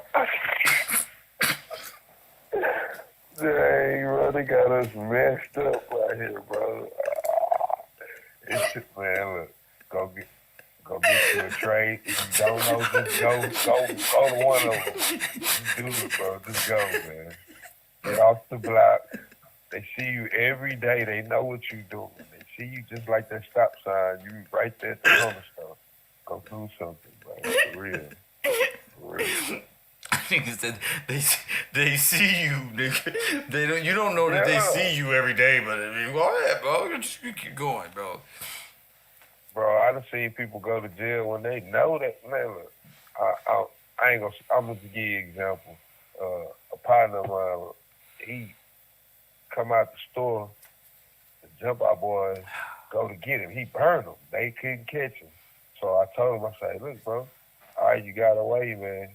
Bro, don't be around here with them. Yeah, right. You get away one time, that's like, nigga, you can get away all the time. Fuck that. But I say, bro, next time they see you, they jumping out on you because they know why you ran. It's only common sense. Why the next day They this seen the nigga same get caught niggas. up with crack in his pocket? Bro, why do you got crack in your pocket? Man, bro, you tripping, man. I heard about him getting jammed up the next day. Man, I think somebody snitching. Man, but he's stupid. You got two re-ups in your pocket, bro. You got a whole, you made $80 for this double up, and your double ass, you know they own you. They like, there he go. Ain't nobody snitching on you. Them officers came back to work and saw you again. There he go. Yes. Common sense. Cause I know if I was a police officer and I seen his ass, I'm like, look, B, look at this shit. Watch this. Pull up. Watch this. We got his ass. Look at him. That's them Air Maxes, nigga. Clear, nigga. Clear. They let him go in the store. Wait till he came back out, niggas was like, They was already waiting on him. oh, who told on me? And niggas walking around in circles. Oh, who did this to me? Man, turn around. What's in your pocket, bro? You can't search me like this. Help! Just don't let them do that. Hell nah. And you should have listened to Kev Gills. We'll call 1-800-100-KevRow 54 and put some money on your books before you went to jail. Cause guess what, B? Tell them. You're going to jail. You're going to jail, bro. I just want you.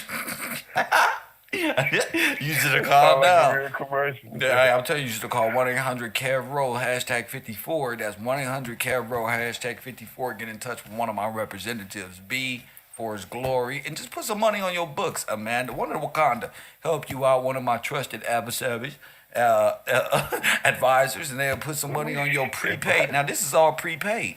You don't want to go to jail with no money on your books, do you, B?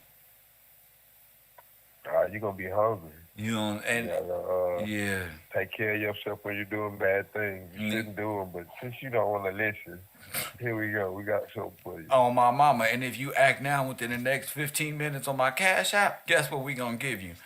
The top 5 rules on why you shouldn't get beat up in jail. It's gonna be the 5 top things. Don't walk in between Mexicans and blacks when they talking. Don't use what phone, where you from, and different questions like that while you visit the county jail every 6 months or so, right, B? Straight up, and stay out of. Don't steal. Don't steal. Don't do bad things. Don't steal. You gonna learn and don't do bad things. You gonna steal. Don't steal. You think George Washington let these people in the pearly gates if they did bad things? Nah, you're not getting in. Nah, no sir. I'm thinking if I had the city. Say you had gold laying around the ground. Oh nah, you definitely can't get in. If you stealing, and you can't. Nope, you can't get in. So cowboy can't. Can't get in. You like to steal, bro. You got sticky fingers. I asked who did it. You know, even when you was younger, you had a cousin like he learned how to steal. You like say, bro, hey man, where my stuff go? Nah, it wasn't me, man. I promise. I promise you. Why you got? I wanted to shoot one of my uncles in the middle of his fucking head. Nigga was doing some shit to me while I was asleep. Nigga in my pocket, bro. I was tell you, but he gave it back. Because I told him, you know what I told his ass, nigga? I wanted to shoot him. You know what I told him? I told him, nigga, I'm going to tell you how real this shit is for me, B. I'm in Universe 25, though. This ain't the same care, bro. God is good. I told this nigga, I said, all right, look, I'm not going to do nothing. I was lifting weights and everything. Right, so I'm stupid. Slap a nigga right now. Right? Yeah. I tell a nigga just like this. You ain't never heard nothing like this, B. In your life. Nigga, watch this.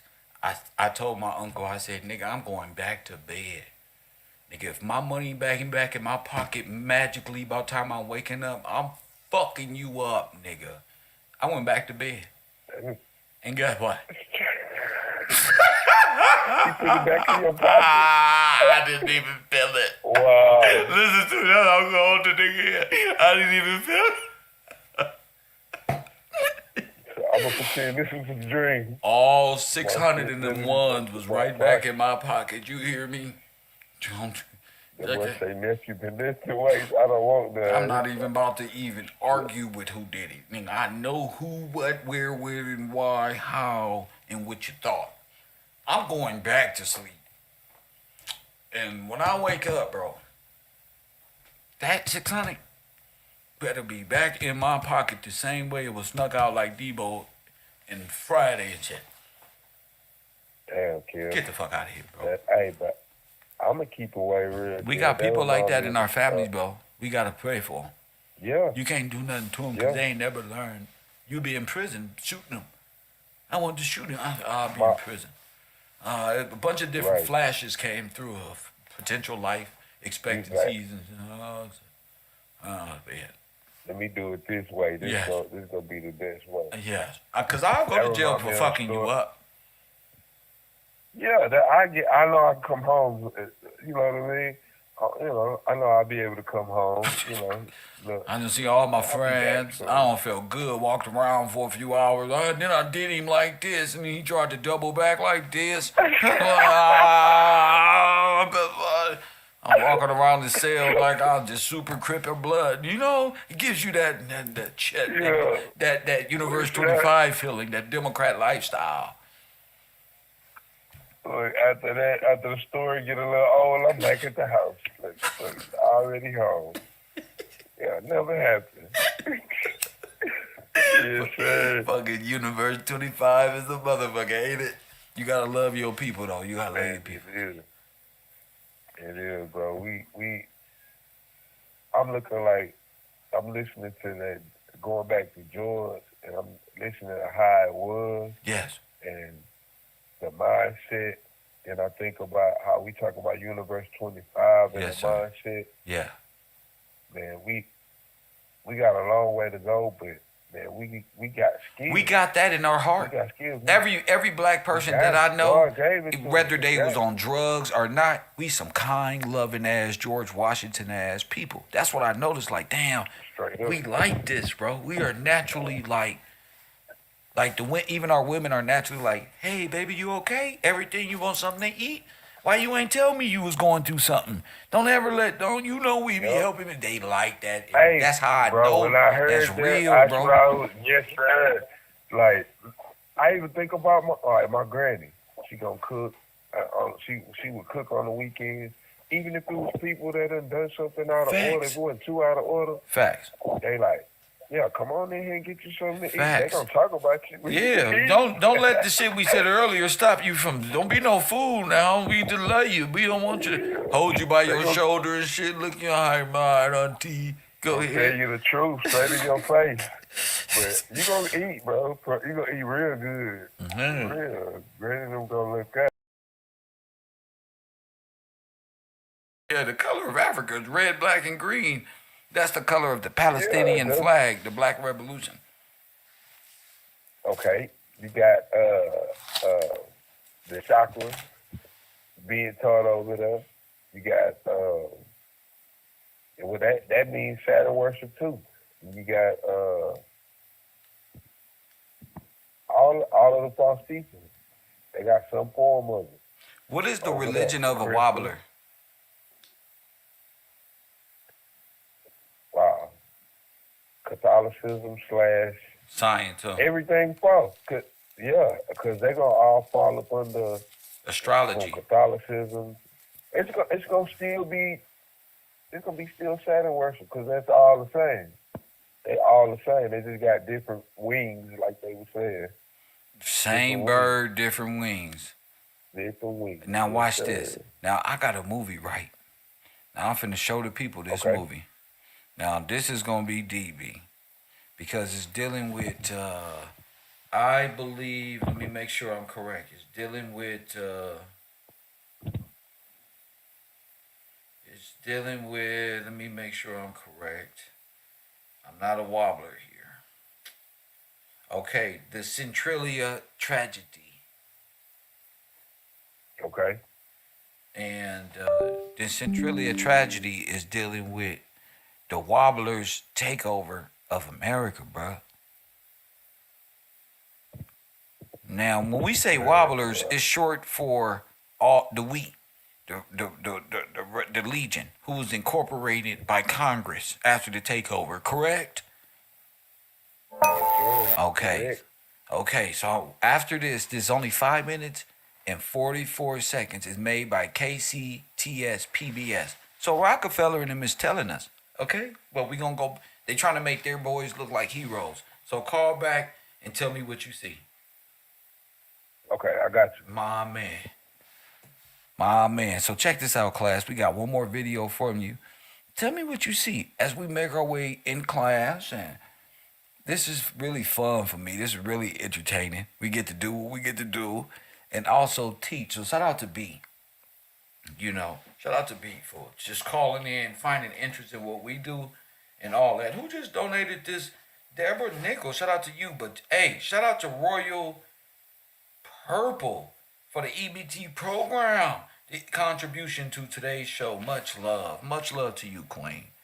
Much love to you. I'm so glad that you getting a lot of information that much where you support in that manner. Brian King, shout out to you. Get in class. TC, where you at? Betty Hampton, blessings to you, Queen. My man Jason Harris, KevRow for life.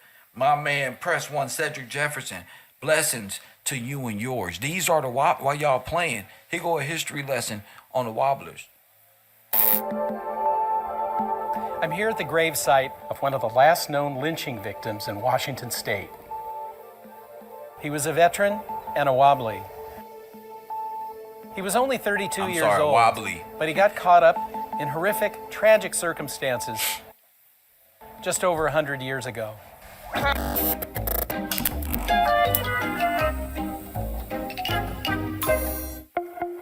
Without Wobbly, they wouldn't be here. We've moved the Mossback stand to the Lewis County Historical Museum in the Centralia Chehalis area. And we're here to talk about the Wobblies. All right, y'all. What is a wobbly? What is a wobbly? So wobbly was a nickname for the members of the industrial workers of the world. They wanted to create one big union, an organization that would worldwide overturn the economic. Look, February 6, 1919. Order. Abolition of the wage system. And put the working Wage equals slavery. class on the top of the ruling class. Wow. The Wobblies were well organized in the logging camps that proliferated in the area. The logging camps. The logging camps. That's where they worked. Centralia and Chehalis. In 1918, the Wobblies had established a headquarters in downtown Centralia. In Washington. Locals If you look protested. to the left, it say Washington. So the Wobblers are there. You see it to the left? I don't know if y'all can see that. Let me see. Oh yeah, y'all can see. It say Washington. You know it say Washington. They destroyed the headquarters and they drove the Wobblies out of town. In 1919, the Wobblies reestablished a new headquarters in the Roderick Hotel on the main street, and they were determined not to be run out of town again. Why were tensions so high? There were a whole number of reasons. One was the Wobblies themselves. They were a fairly militant union, and many of the members, the workers, were immigrants or people who were itinerant laborers. They were considered by many to be vagrants. They were considered to be what? Vagrants. Remind you of something? Vagrancy laws when they got into power? They were vagrants. The vagrancy laws is when they got it after they overthrew you, removed you, and got you out the way. Press 1. The workers were immigrants or people who were itinerant laborers. They were considered by many to be vagrants. Many people were afraid of the Wobblies. They were a radical union. They'd been engaged in labor violence elsewhere. They were threatening to overturn the social order. And the period after World War I was a period where Americanism and anti-communism began to really flourish. Fear of immigrants. There was an incredible tension between people who wanted to change the capitalist system. Now, what's in this man's hand? Behind the Statue of Liberty, behind the Trojan horse, is the European anarchist. Press 1. And what does he have in his hand? The same ball them little boys had in their hand, them little men, remember? Remember we thought they was cannonballs, but we forgot about these types of dynamite balls. Y'all forgot, huh? They're bombs. That's why them little people was holding these up like, look, that's their symbol. The bomb, look, boom. So all that shit that was moving underground was what? TNT. Look, bombs, fire bombs and shit. This is too easy for me. Pay attention, y'all. Fear of immigrants. There was an incredible tension between people who wanted to change the capitalist system and people who wanted to preserve it. The Bolshevik Revolution had only occurred 2 years before, and in Wow, why would they bring up the Bolshevik Revolution? Why? Because they would, listen, they just happened. Same thing. 1919, the same year as this incident in Centralia, the Wobblies had been a key component of the Great Seattle General Strike, which had sent a shiver of fear throughout capitalists all over the country. On November 11th of 1919 was the first anniversary of the end of the bloodiest war in history, World War I. Multiple contingents of veterans and American legionnaires converged on Centralia for a massive parade. There was also a rumor that the veterans, and particularly the American Legion, Here it is. were going to attack the Wobbly headquarters. The parade of legionnaires They are and the veterans Wobblies. went down Tower Street. Remember, the the main workers street are in the Centralia. fight. The guys would like this. Remember? The soldiers are the Roderick workers. Hotel stood here. So It was they're the Wobbly hiding the headquarters. story. The veterans in and theater. legionnaires parade. And if you pay attention, it doesn't make sense. They are the same people. They're playing two different roles. Now they're an official coming in as an army. Came right by. They went to the end of town. Then they doubled back. And on the way back, they stopped. And then all hell broke loose. Boom. War. The Look, they march Wobblies right say on in, that a look. contingent of legionnaires broke ranks and charged their headquarters. And in self-defense, they fired back. The Wobblies had men with guns inside the hotel. Look. Now watch this. It's bullshit. But look. Look at this.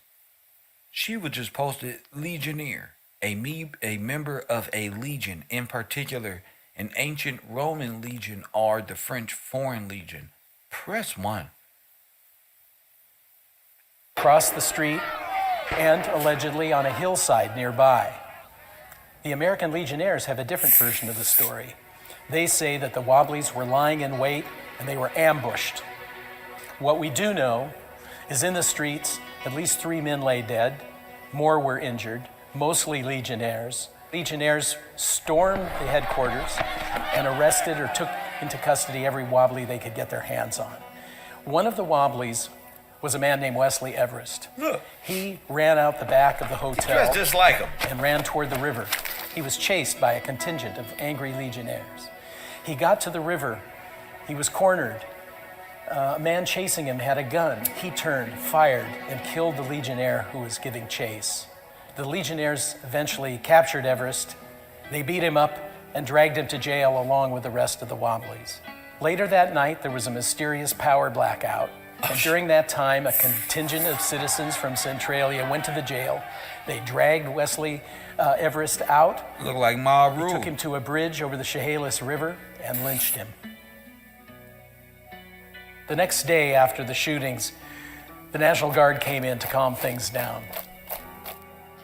Posses rounded up as many Wobblies as they could get their hands on. A number of them went to trial. 7 of them were convicted of murder and given harsh sentences in Walla Walla State Penitentiary. There was great controversy over the trial itself. Many scholars looking at the trial today would say it was not a fair trial. The legacy for Centralia has been to memorialize the American legionnaires that died. And in the main town square, there's a large statue that commemorates the 4 legionnaires who were killed in the shootout. The Wobbly Memorial is a grave, Wesley Everest's grave. He was buried in a pauper cemetery. He's become a labor martyr. And even today, Union members remember him. Insane. But it goes to show you different battles, different times, different people. Look at the destruction of San Francisco. Look at the destruction of San Francisco. Look at this. The rare footage of San Francisco following the 1906 earthquake will end up in the Library of Congress. ABC 7 News reporter Katie Udis shows it to you first. I knew this. This is what we were looking at the other day. This is in America. Going back to the hydraulic system that did what? Lifted. So what if they were just destroying? Not what if. You're going to have to make that assumption. What if they were just destroying? Going around destroying things as they do. And it's incredible. It's a lot more that Kev is going to break down for you, and coming back with more Theft of a Nation, the Wobblies and the Workers Union, the One World Order, the 50 Nations Against One, the King's People, the world's invasion of the Americas, the real Indians, the Black Genocide, the Black Holocaust, the timelines of George Washington, the Black George Washington and the Gillespies versus the French. That's insane to even think about that they've controlled that and what if. And if we go even further, there's no what if. 424-209-9506. Let me see who's here. I got 20 minutes left. Let me see who's here in class today. 424-209-9506.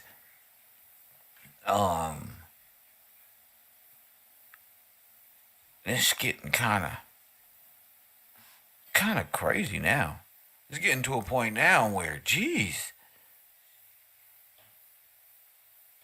the whole system itself was stolen by these people. Insane. We're gonna go to Georgia. Taj, you on the air? What up?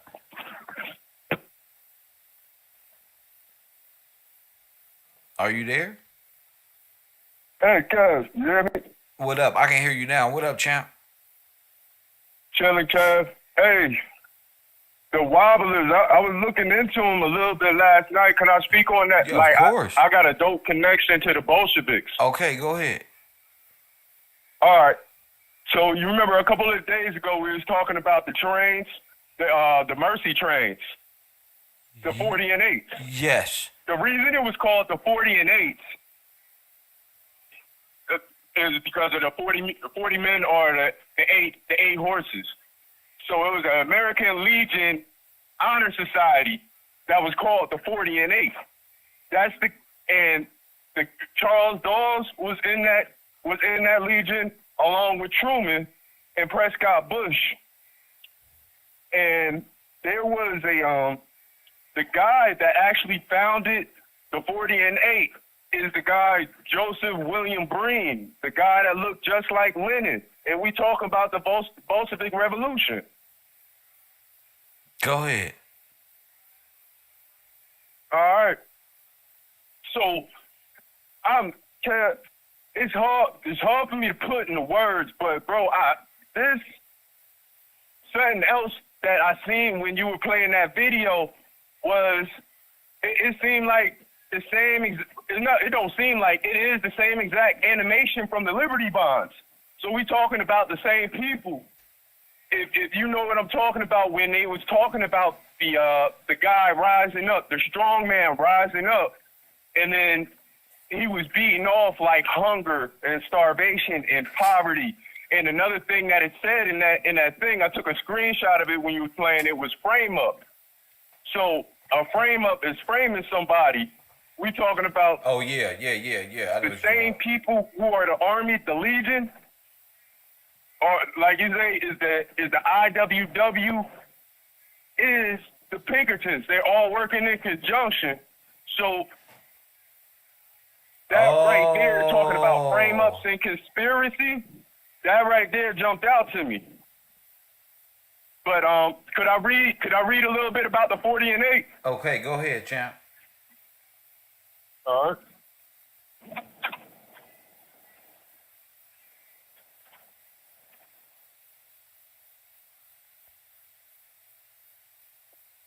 Oh, 1 second, Kev.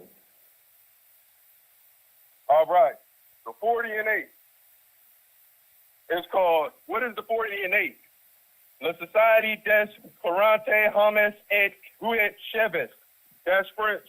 The Society of 40 Men and 8 Horses is an independent, invitation-only honor society of American veterans and service members, more commonly known as the 40 and 8.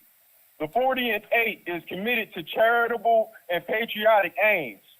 Our purpose is to uphold and defend the Constitution of the United States, to promote the well-being of veterans, their widows, widowers, and orphans, and to actively participate in selected charitable endeavors, which include programs that promote child welfare and nurses training. And that right there, that ain't even all of it, but once I read that right there, it ties in. It talks about the nurses training. We talking about the Black Cross and the Red Cross nurses. Yeah, that's right. That's Marcus Garvey. Yes, sir. Yes, sir. That's And them another- and the white side too. It ain't just Marcus Garvey, but I just wanted to make sure that people know this is it right here. Go ahead. Yes, sir. And Kev, it's something you played a minute ago, and I didn't get it until I started looking into like some of the leaders of the labor unions and stuff, like the labor movements and stuff like that. But you played a video about the devil's advocate. Yes. And he was talking to Kevin, and he was like, I'm man's biggest fan. And then something he said in passing that I didn't really catch. He said, I'm a humanist. Yes, he's a humanist. The biggest humanist. Yeah, Yes, bro. sir. Okay. So the tie-in there is that's who these people are when you're talking about the religions, you're talking about the labor unions, you're talking about these all these people that do humanitarian Yes, stuff. I'm a humanitarian that was George. Yes, that let the devil They in. turned to and they made him a humanist, Yes. a humanist Frenchman.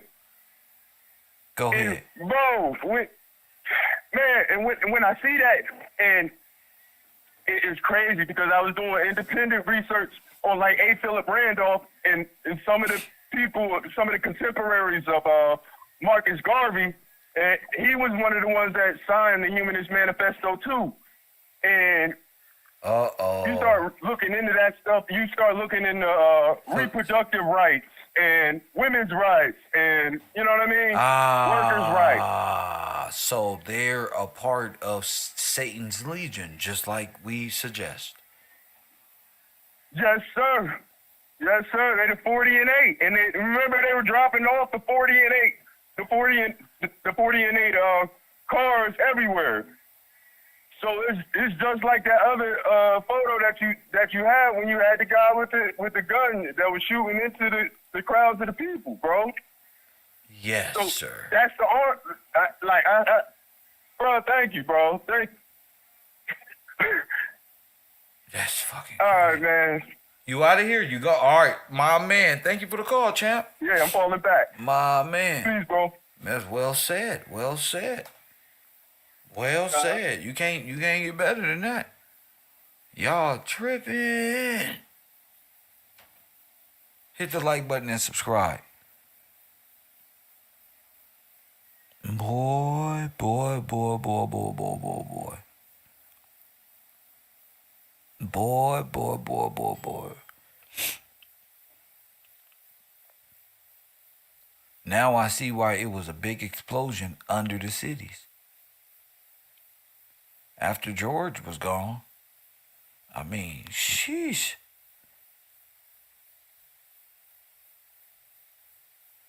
Think about that. Think about them trains and what they was transporting and all that stuff right there. We're going to Grand Rapids, Michigan on this. Grand Rapids, Michigan, you're on the air. What up? What up, Kel? This real calling. What up, Rio? All right, so this is what I got. Turn your sound down in the back. Turn the sound down in the back so I can hear. All right, so this is what I got, right? Let me give us some context. What was going on in 1919? I got Amendment 24, passed by Congress June 4th, 1919, ratified August 18, 1920. The right of citizens of the United States to vote shall not be denied or abridged by the United States or by any state on account of sex. Congress shall have power to enforce this article by appropriate legislation. All right. Then I got this other book. Let me see. That was about the Constitution, the United States Constitution. Then this one right here, I got this Commercial Law Applied, Learn to Play the Game by David Robinson, right? So I'm looking at the book. They got a speech from James Traficant, like a trafficker, right? It say, right, he said 48. Dude just called in. He said 48. They got a 48 statute right here. And right here it said, it is established fact that the United States federal government has been dissolved by the Emergency Banking Act. March 9th, 1933, 48 statute, public law, declared about President Roosevelt being bankrupt and insolvent. So Right. the American Yeah. government. Wait, say that again. I said it is an established fact that the United States federal government has been dissolved by the Emergency Banking Act, March 9th, 1933, 48 statute, 1 public law, 89-719, declared by President Roosevelt being bankrupt and insolvent. Right? So that's, and then, let me flip where I was at. Let me see. Yeah, I lost my place. But basically, it was saying about the creditors. So that goes back to. I ain't even tripping about that. I'm worried about this right here. What I'm on these Liberty bonds. Tell me about this work. Oh, this okay, work. let me explain. Wait up. Huh? Say that again. They had a shipyard. Right? They had a ship that was building Liberty ships, right? But the shipyard had a contract. They had lost their contract because they was making gunpowder, and they was giving the gunpowder to the Foreign nations. to the arts basically. Yeah, they was giving them to the foreign nations. So they ended up losing their contract, but they came back with the Liberty ships. They was building the Liberty ships down there in the same shipyard. Well, old shipyards. That's interesting. And that was I just wanted to call in, just put some little context on it. On what? On which one? Also, Kel, that was on the, like for placement, what we was at in 1919, what was going on, the ratification of the different laws about. I'm not tripping about that. I'm talking about. See, this is what I'm talking about. What am I talking about today? Centralia and the theft of a nation and the Wobblies. And the Wobblies, correct. And that's what I mean. That's what I read about the bankruptcy, the Bankruptcy Act, the Emergency Banking Act. That's the vagrancy? Yeah, it goes along with it. Let me see. It's definitely tied into it. All right, you stay on. Speaking on, like, you know, Huh? oh, go ahead, go ahead. No. I'm Go good. ahead. I'm just trying. I got this Liberty Bond up, and it's the same picture as the other one that we just saw, the little Captain America character, but it's giving people a different perspective on these Liberty Bonds. We talking about these tunnels, these people taking over and overthrowing the estate. We're talking estate law. You're talking amending laws and what they Right. did. We're talking estate law and how they overthrew I got- the estate and whose estate it was. Yeah, and then look, I got a Constitution of the state of Georgia right here. So, like when you were saying earlier, you were saying about state law. This exactly reads the same as the United States Constitution, just added, I think, the 13th and 14th. But other than that, it's no different, and it can be cited like for the whole country.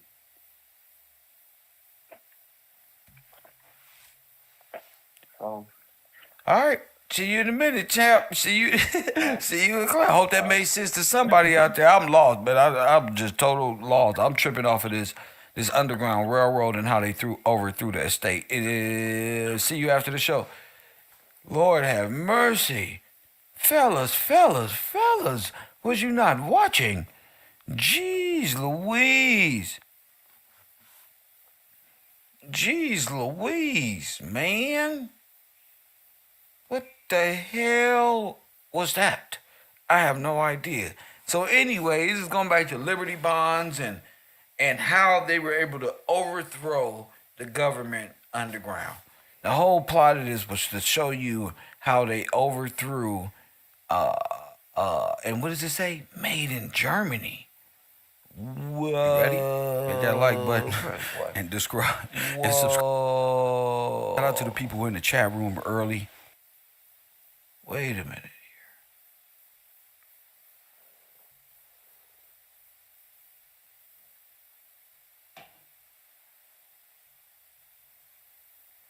Look at this. It says made in Germany. Look, the plots is to blow up. They already knew what their plans were. They were already underground with these. They have literal pictures of these moving about. But I get back to it. Coffee and Kush TV. I thank y'all for tuning in to this program. I'll see y'all later on Coffee and... No, this is KevRow University. And I'm going to see y'all later on Channel 54, Coffee and Kush TV Live. We talk about today's news, media, urban reactions, and more stuff that makes us laugh on the internet right there tonight. Coming up on Channel 54. It's your boy Kev Gills TV. Shout out to the fellas who did take part. Shout out to the sisters who are just killing it out there. I'm on y'all team. George Washington to take over. Black George Washington versus white. I thought the fellas would be more in tune with it don't matter knowledge how and many wisdom views you and got. and you how don't know how impactful you can be. I want people to pay attention to this sister. And she made this video about a year ago. It's very important. She do I got it? Yeah, she really did her thing with asking the right questions on this. I urge everybody to ask the right questions. This sister did her thing, and I'm gonna shout her out after this. She only made one video. Could you believe that? This sister only made one video. So Rio said he was up all night because he got a court case. Press one. Not like this. Not because he was studying Chicago ports. That's why he trying to get ready and prepare. That's all right, Rio. We love you. After your brain get away from this decision, he just found out he can't do nothing about it. Huh? Nah, Kev, I was looking. You can't do nothing about that. You're caught, sir. Go on and fix it. When you fix it this time, then come back and see Kev. Press 1. Listen. When you fix this issue, because you're going to submit. When you fix this issue and there's nothing there, come back and see Kev. And then we can talk about the future of not doing bad things. SG.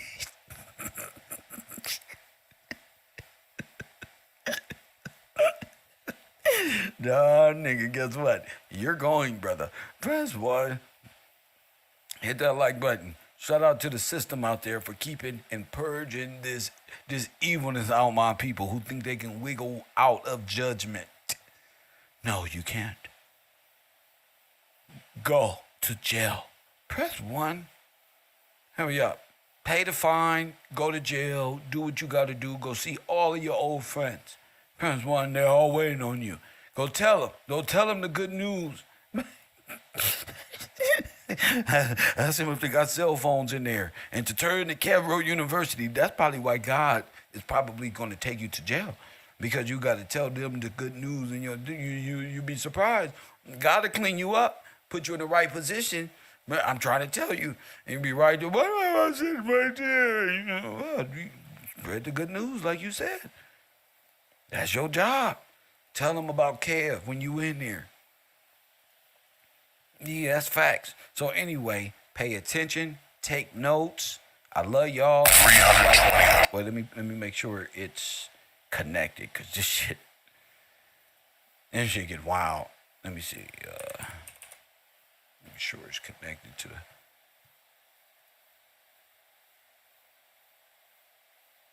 Okay, beautiful. Connect that there. How you do that there? Okay. So what if her video is called the Manhattan Project Connection? Okay? So let her talk, support the broadcast. Let me do a shout out to those who supported the broadcast today, who not on my Patreon and just, nobody. Oh, shout out to you. But look, I'm going to shout out all of the people that supported already with that $100 contribution all week. Mrs. Peppers, shout out to you in the EBT program. Shout out to, who else is this? Shout out to Lori White. Shout out to Amanda. Shout out to Jamie Lee. Shout out to y'all. These are all the people who contribute over $100 right here at the row. Shout out to Shiva. Shout out to Forrest Glory. Shout out to even Brittany. She don't even be in the chat no more. Shout out to you. This is just for that, just what I can see. Press 1.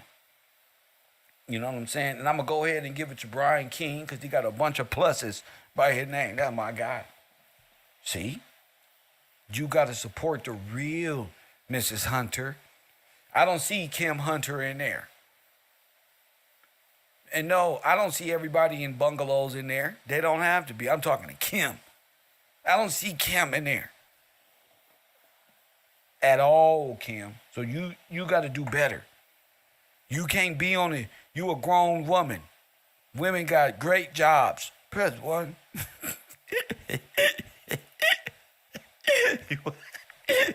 You a grown ass woman. Don't you sit here and lie. You got legal shit. You got it. I ain't saw you in the Cash App, ma'am. You ain't been to class and been taking advantage of the EB2 program this whole time. Okay? That's enough. Become part. Help me take over. Don't just stand there and disrupt my class with silly questions. So listen to this, Kim, and get your life together.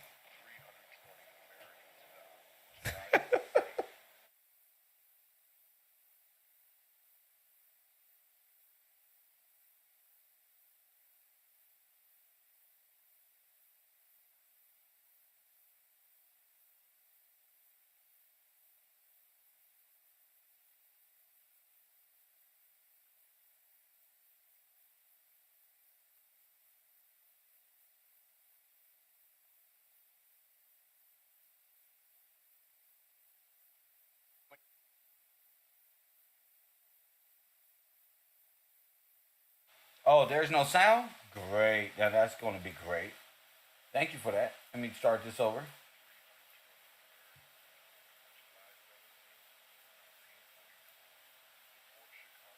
Was it a nuclear explosion? By Daisy Herndon. According to a local newspaper, most victims were atomized. American nuclear deception. Why is nobody talking about this?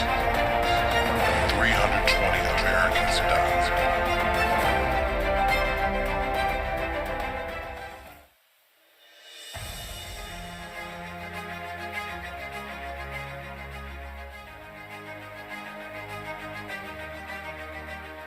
Let me tell y'all something. Remember the man on the high castle?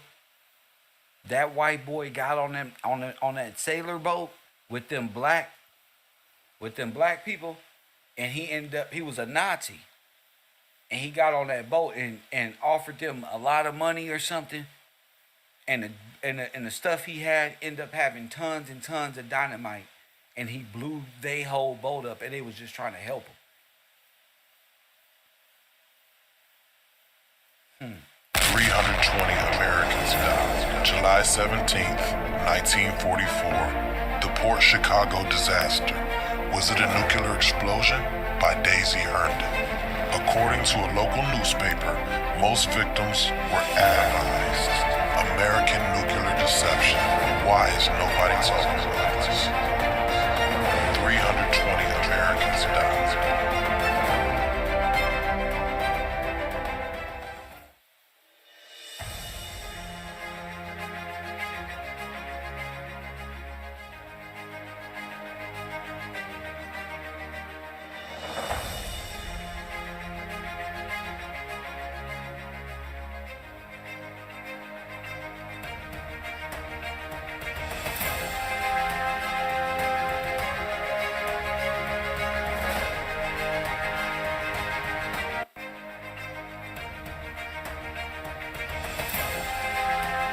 And that's crazy that it matches that. Everybody white, everybody black except this one white man over here.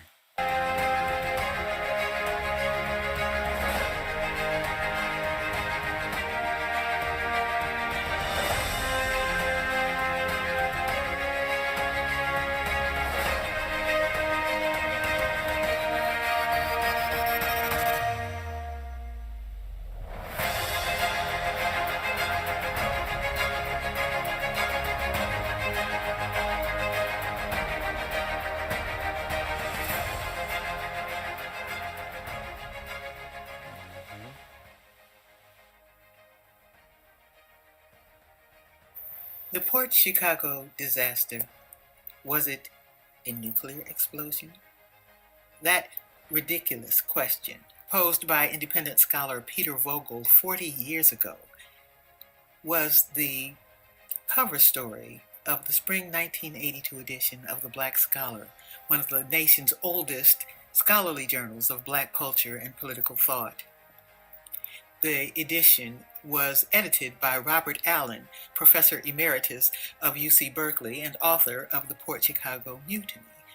In one edition of his books, Allen reports that Vogel later withdrew the theory for lack of proof. Although he may have made that temporary move at some point, Vogel continued his research for over 35 years, updating his findings in an online ebook, The Last Wave from Port Chicago. But in December 2018, the senior independent scholar closed down his website, citing personal reasons, including other interests. For his diligent scholarly quest to understand and explain the documented connection between the Manhattan Project and the Port Chicago explosion, Vogel received no honor.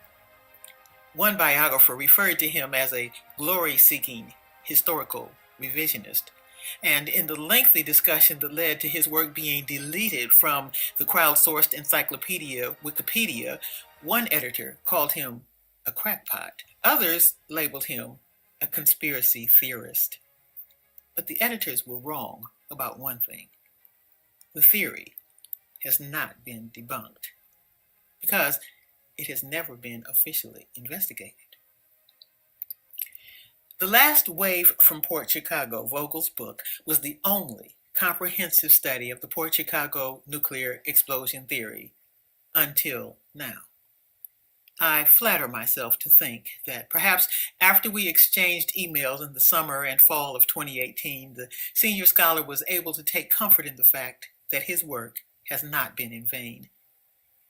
The Port Chicago nuclear explosion theory is itself a fact of history.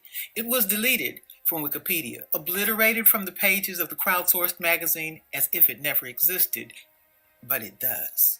The theory is mentioned albeit with dismissive sneers, in books about the Manhattan Project and websites about the Port Chicago explosion.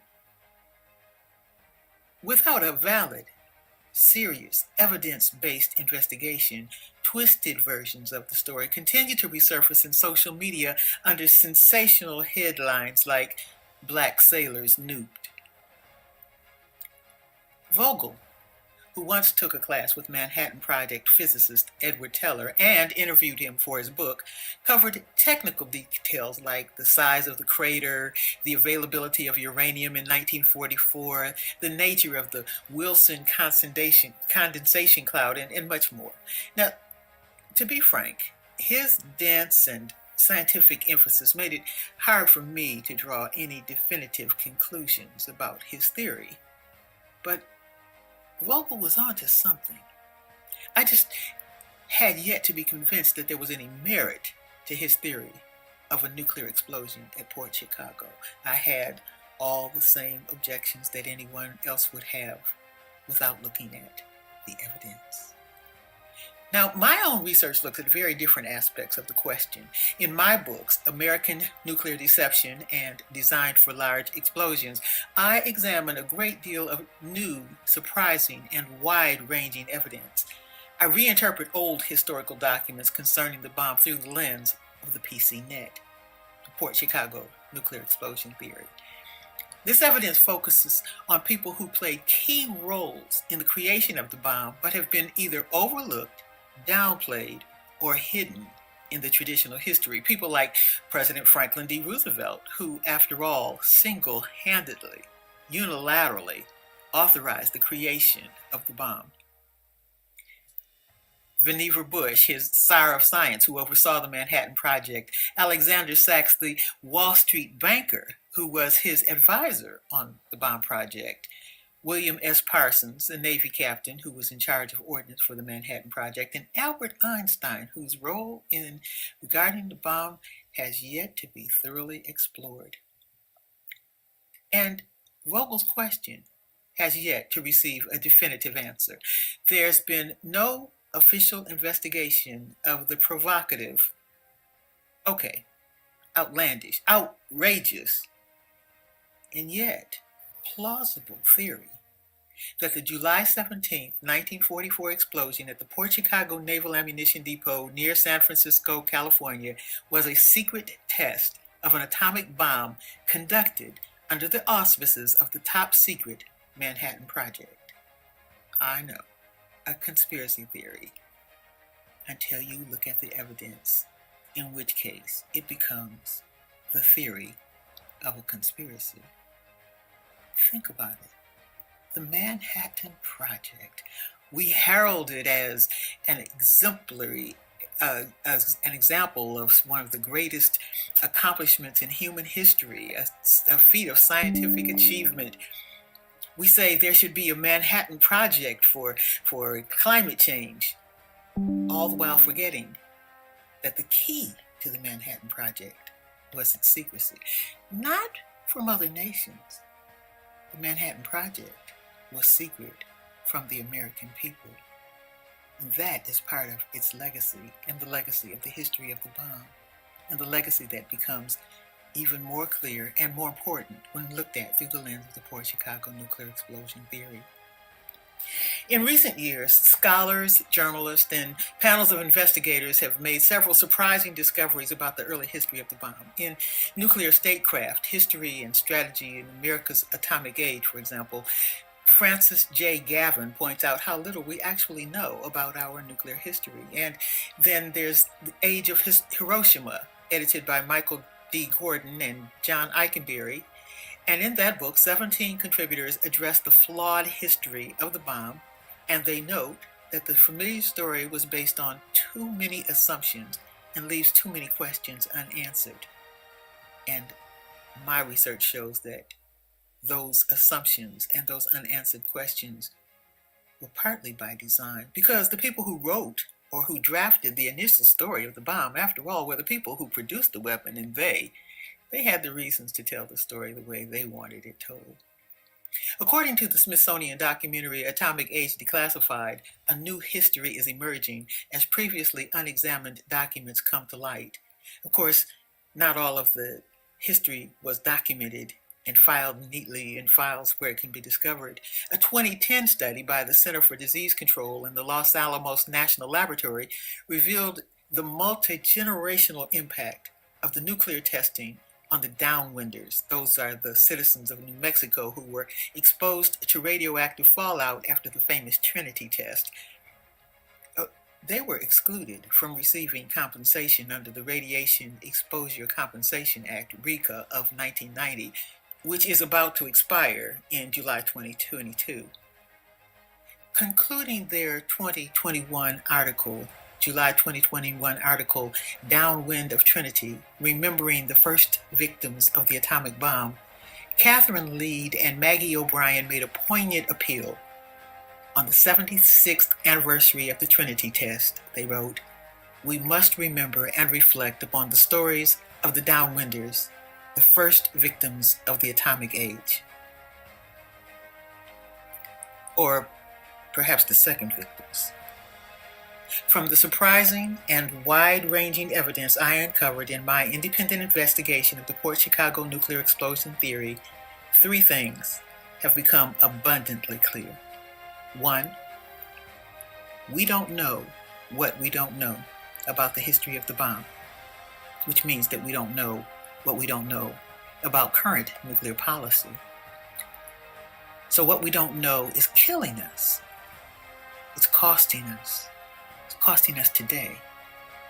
Because, number three, both physically and politically, literally and metaphorically speaking, we are all downwinders.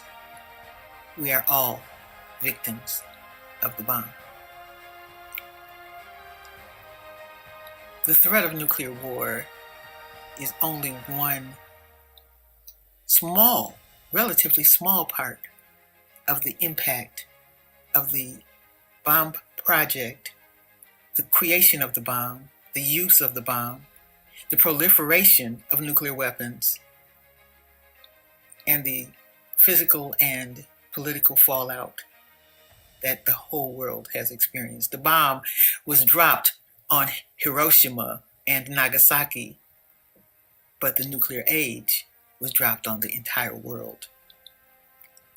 The world's first nuclear explosion, that is, the world's first known nuclear explosion, was the famous Trinity test conducted at Alamogordo, New Mexico on July 16, 1945. That was the day the world entered the nuclear age, so far as we know. The early morning blast lit up the sky for miles around. Now, to divert the attention of local residents who experienced various immediate aspects from the secret test, including a blind woman who saw the light 50 miles away, Manhattan Project Director Leslie R. Groves issued a false press release reporting an explosion, get this, at a remote ammunition depot. In July 1945, Manhattan Project leaders used the idea of an explosion at a remote ammunition depot as a cover for a secret nuclear test. Keep that in mind. No one was injured in the fake explosion, of course. By contrast, however, 320 Americans were killed and 390 civilians and military personnel injured, many of them seriously, in a real explosion at a remote naval ammunition magazine near San Francisco, California, exactly 1 year earlier, on July 17, 1944. July 16, 1945, Trinity. July 17, 1944, the Port Chicago explosion. The massive explosion at the Port Chicago Naval Ammunition Depot, 364 days before the Trinity test, was the greatest home front disaster of World War II. It registered 3.5 on the Richter scale. It was felt as far away as Nevada, and it is still listed as one of the greatest man-made explosions in history. The pier was destroyed, along with the two ships docked there. The SS Keynote Victory had arrived earlier that day and was waiting to be loaded for her maiden voyage, where she would carry ammunition to the South Pacific. The 439-foot Victory ship was tossed into the air, spun around, and snapped in half. Now, photos show its two halves standing upended in the Suisun Bay. Those of you who know about the Philadelphia experiment, the conspiracy to merge the sailors with the ship, and they came back and they were all fused inside, this is what they were talking about. It's not a conspiracy theory and they came in and it was infused with the metal and no. It was all destroyed together. Particles. And you're going to realize that. That's what's important. Is the fact that people that people got to realize how important, and people you can live in the conspiracy if you like. This was the reality. The SSEA Bryan, a Liberty ship bearing 4,000. Notice they always talk about time travel and all. They can't time travel unless you up out of here. Go ahead. 600 tons of explosives was obliterated. Yes, it had 4,600 tons of explosives. We'll get back to that. A few smoldering pieces of red-hot iron. All that was left of the EA Bryan were found embedded in the sidewalk in the town of Port Chicago, a mile away, where every building in town was damaged and many of the residents injured. Of the 320 people killed in the explosion, 202 were African American sailors loading ammunition onto the ships bound for the war in the South Pacific. Only 51 bodies could be found intact. Wow. A local newspaper reported that most victims were atomized.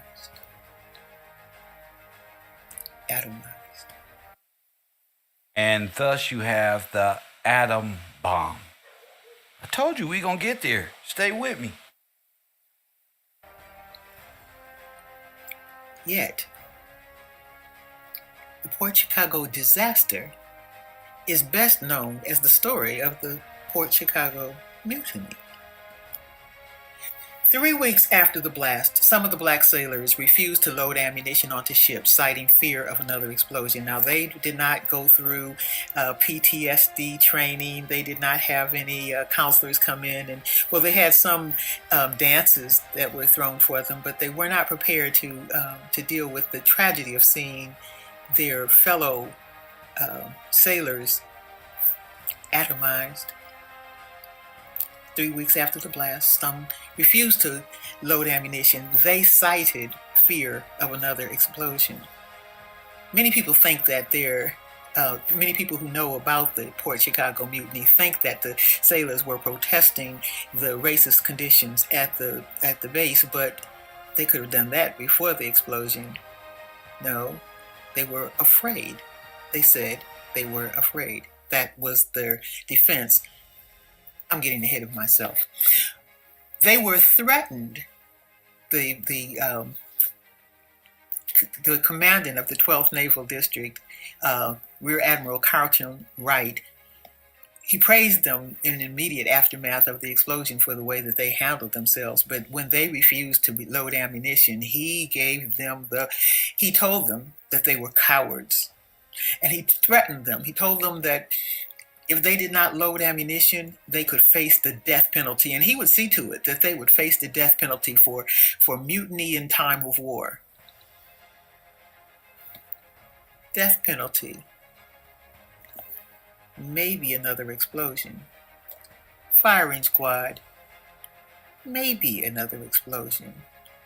Of the 328 sailors who originally refused to load ammunition, most of them went back to work. 258 or 200, it depends on which document you read, went back to work. 50 stood their ground. They are known as the Port Chicago 50. The court-martial of the Port Chicago 50 was the greatest mass trial in U.S. naval history. A mass trial. They were tried all at once, and it was the greatest mass trial in U.S. history. The Navy uncharacteristically publicized the military tribunal. Now, military tribunals are military. They don't follow the rules of civil courts, and they are usually closed to the public. But in this case, the Navy published the information about it and even invited the participation of the NAACP. The NAACP Chief Counsel Thurgood Marshall, who later became the first African American Supreme Court Justice, flew out from New York to California to observe the trial. Now, he concluded that the mass court-martial was a frame-up designed, he said, to discredit the African American sailors. He wrote an appeal on behalf of the Port Chicago 50, one of his few unsuccessful legal briefs, but he may have been onto something when he said the case was a frame-up, not necessarily to discredit the sailors. There were several fishy things about the trial. For example, on October 24th, 1944, after deliberating for only 80 minutes, which included lunch, the court found each of the 50 sailors guilty of conspiracy to commit mutiny. Conspiracy to commit mutiny. During the trial, the attorney for the defense raised the question of what constituted a mutiny in the first place, that there was no violence whatsoever, no attempted or planned takeover. The sailors even agreed to obey any order except to load ammunition onto ships. And after the war, most of them were released from jail and reassigned to duty, which is a striking turn of events for men who were convicted of a crime that carried the potential of the death penalty. They did serve prison time on the charge, though, and the crime remained on their records until their deaths. One, Freddie Meeks, was pardoned by President Clinton in 1999. The others most of them had already passed by that time, but the ones who were still alive refused a pardon. They didn't do anything wrong. They didn't want a pardon. And there have been ongoing efforts to address the perceived injustice. A bill to exonerate the Port Chicago 50 passed the U.S. Congress in September 2021. It's still awaiting final adjudication. One of the oddest things about the mass trial, seldom talked about, if ever, is the simple fact that no court-martial was necessary. According to naval regulations, refusing to obey an order is grounds for discharge without honor. You don't obey an order, you're out of the Navy. That's simple. Yet, President Roosevelt, Commander-in-Chief of the Army and the Navy, when he reviewed the case of the soldiers who did go back to work, he reviewed the case of the soldiers who did go back to work, and he concluded that their action was understandable. He recommended leniency. They were still subject to a court-martial, but on lesser charge. And President Roosevelt said that their action was understandable because, he said, they were activated by mass fear. Activated by mass fear. We'll come back to FDR momentarily. He was quite a punster. The mutiny charge, questionable. The mass court-martial, unnecessary. The sailors could have been disciplined without all the bother and fuss. So why go through all the trouble in the middle of the war at that? Two things that bear repeating. Keep these in mind. Number one, the Port Chicago disaster, the story of this mass explosion, historic explosion, unprecedented explosion, is best known as the story of the Port Chicago mutiny. I went to California for one of the anniversary, and I stopped by the Mare Island Museum. A friend of mine was with me. She told the librarian that I was there. I was interested in the Port Chicago disaster. The librarian immediately went to get information on the mutiny trial. In his mind, the story of the Port Chicago disaster was the story of the Port Chicago mutiny trial. When the greatest mass trial in U.S. naval history became headline news across the country, it immediately and permanently upstaged the massive explosion. The mutiny trial upstaged the history of the explosion. The jerry-rigged, mutiny trial upstaged the story of the explosion for then and for all time, which may be one reason why most people are unaware that Manhattan Project scientists and engineers working on the design of the atomic bomb studied and relied on the data from the Port Chicago explosion to create the bomb. Now about that.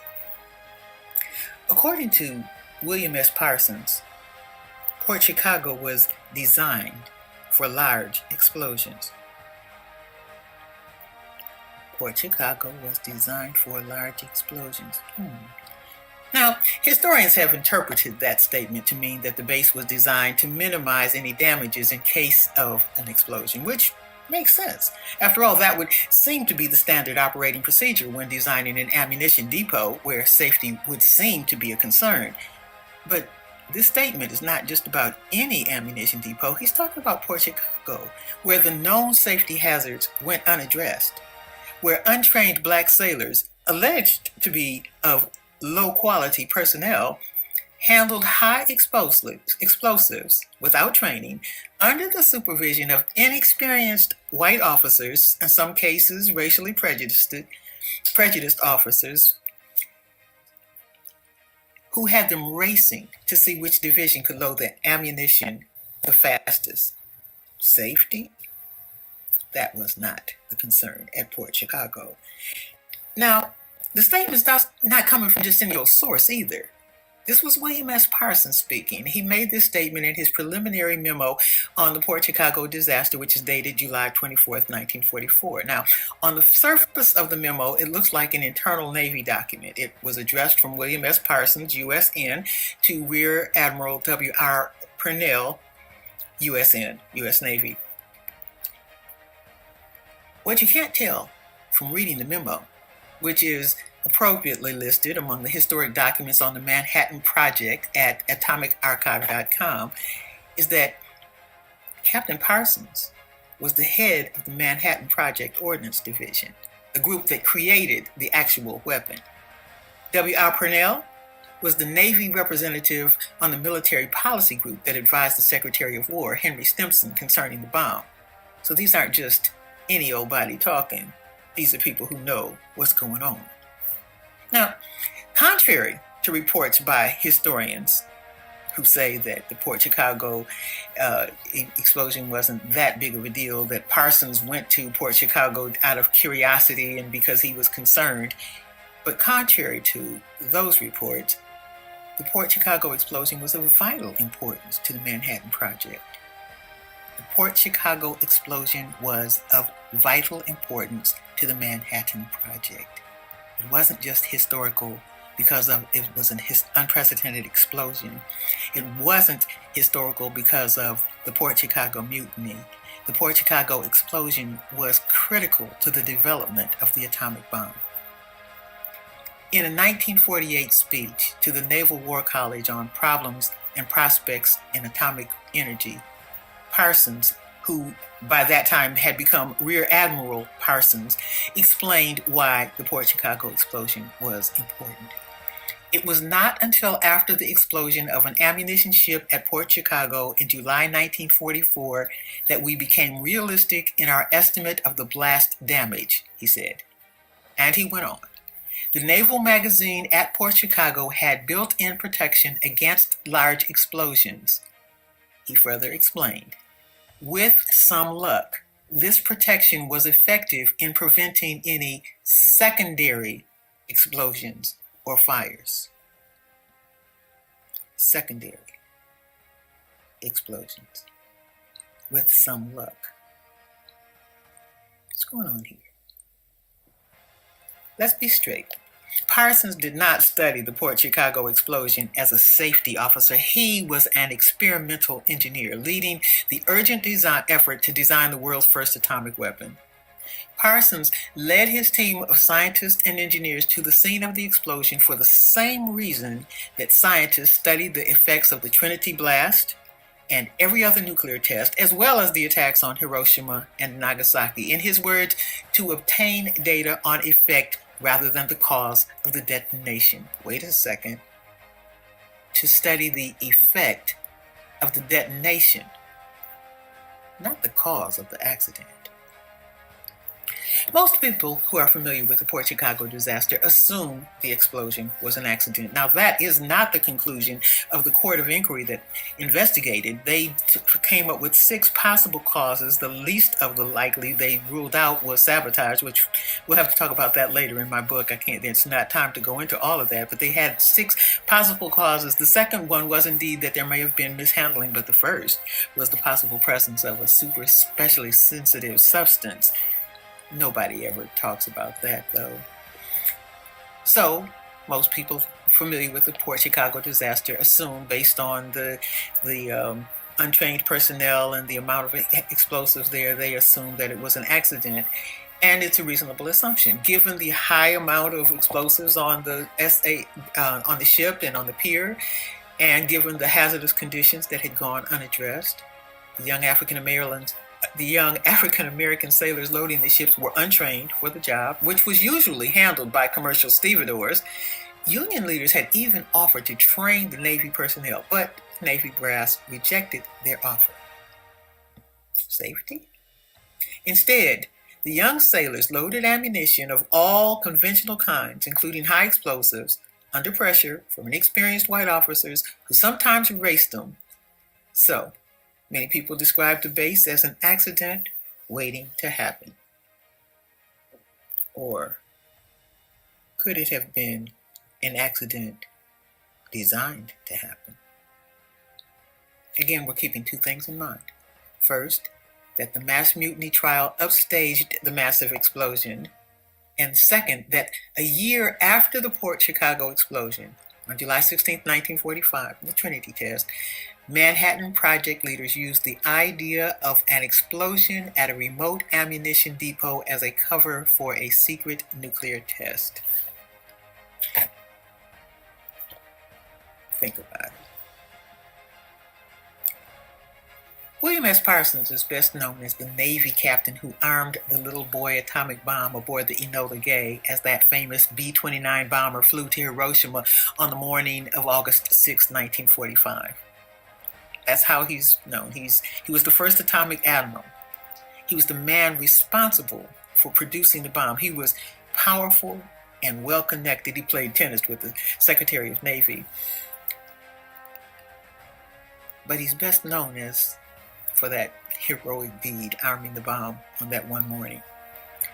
Before he joined the project in May 1943, Parsons had been instrumental in the development of 2 other key technologies of World War II, the radar and the proximity fuse, and get this, he had been special assistant to Vannevar Bush. Now, you don't remember that name, but Bush headed the Office of Scientific Research and Development.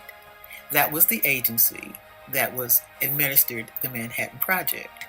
Now, one thing we need to understand about this agency is that Bush proposed the agency to FDR. FDR signed it and assigned him to head it. It was an independent agency in the executive branch. Bush reported directly to President Roosevelt. There was no congressional oversight. It was kept top secret. And it was Bush who recommended Parsons for the Manhattan Project job. Now, traditional accounts say the Navy was left out of the Manhattan Project, but of course we know now that traditional accounts say a lot of things that just really aren't true. Various reasons are offered to explain this, but since the Navy did make several contributions to the project, including the person who was in charge of delivering the bomb, he created it and delivered it and had many of his officers that he trained to work with him. So since the Navy made so many contributions to the bomb, what's really clear is that it was not the Navy that was left out of the project, it was only left out of the story. And because of this clever omission, one of many, few people realized that the bomb, the atomic bomb, was originally conceived of as a naval weapon. That is clear from one of the first and most famous and most misinterpreted early documents about the bomb, the famous Einstein letter. You've heard of the Einstein letter. Almost every story about the history of the bomb opens with this inaccurate report that the American bomb project was the result of a letter that Albert Einstein wrote to FDR warning him that Germany may be working on an atomic bomb. There are so many things wrong with that story. Historians now agree that, for one thing, the letter was not the catalyst for the bomb at all. And I talk about that more in my book. We can't go into all of that right now, but what we do need to look at is one key phrase in the third paragraph of that letter, where Einstein wrote, well, actually, Einstein didn't write it, he just signed it, but that's another story.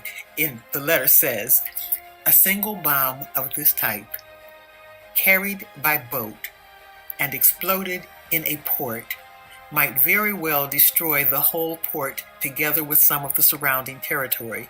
However, such bombs might very well prove to be too heavy for transportation by air.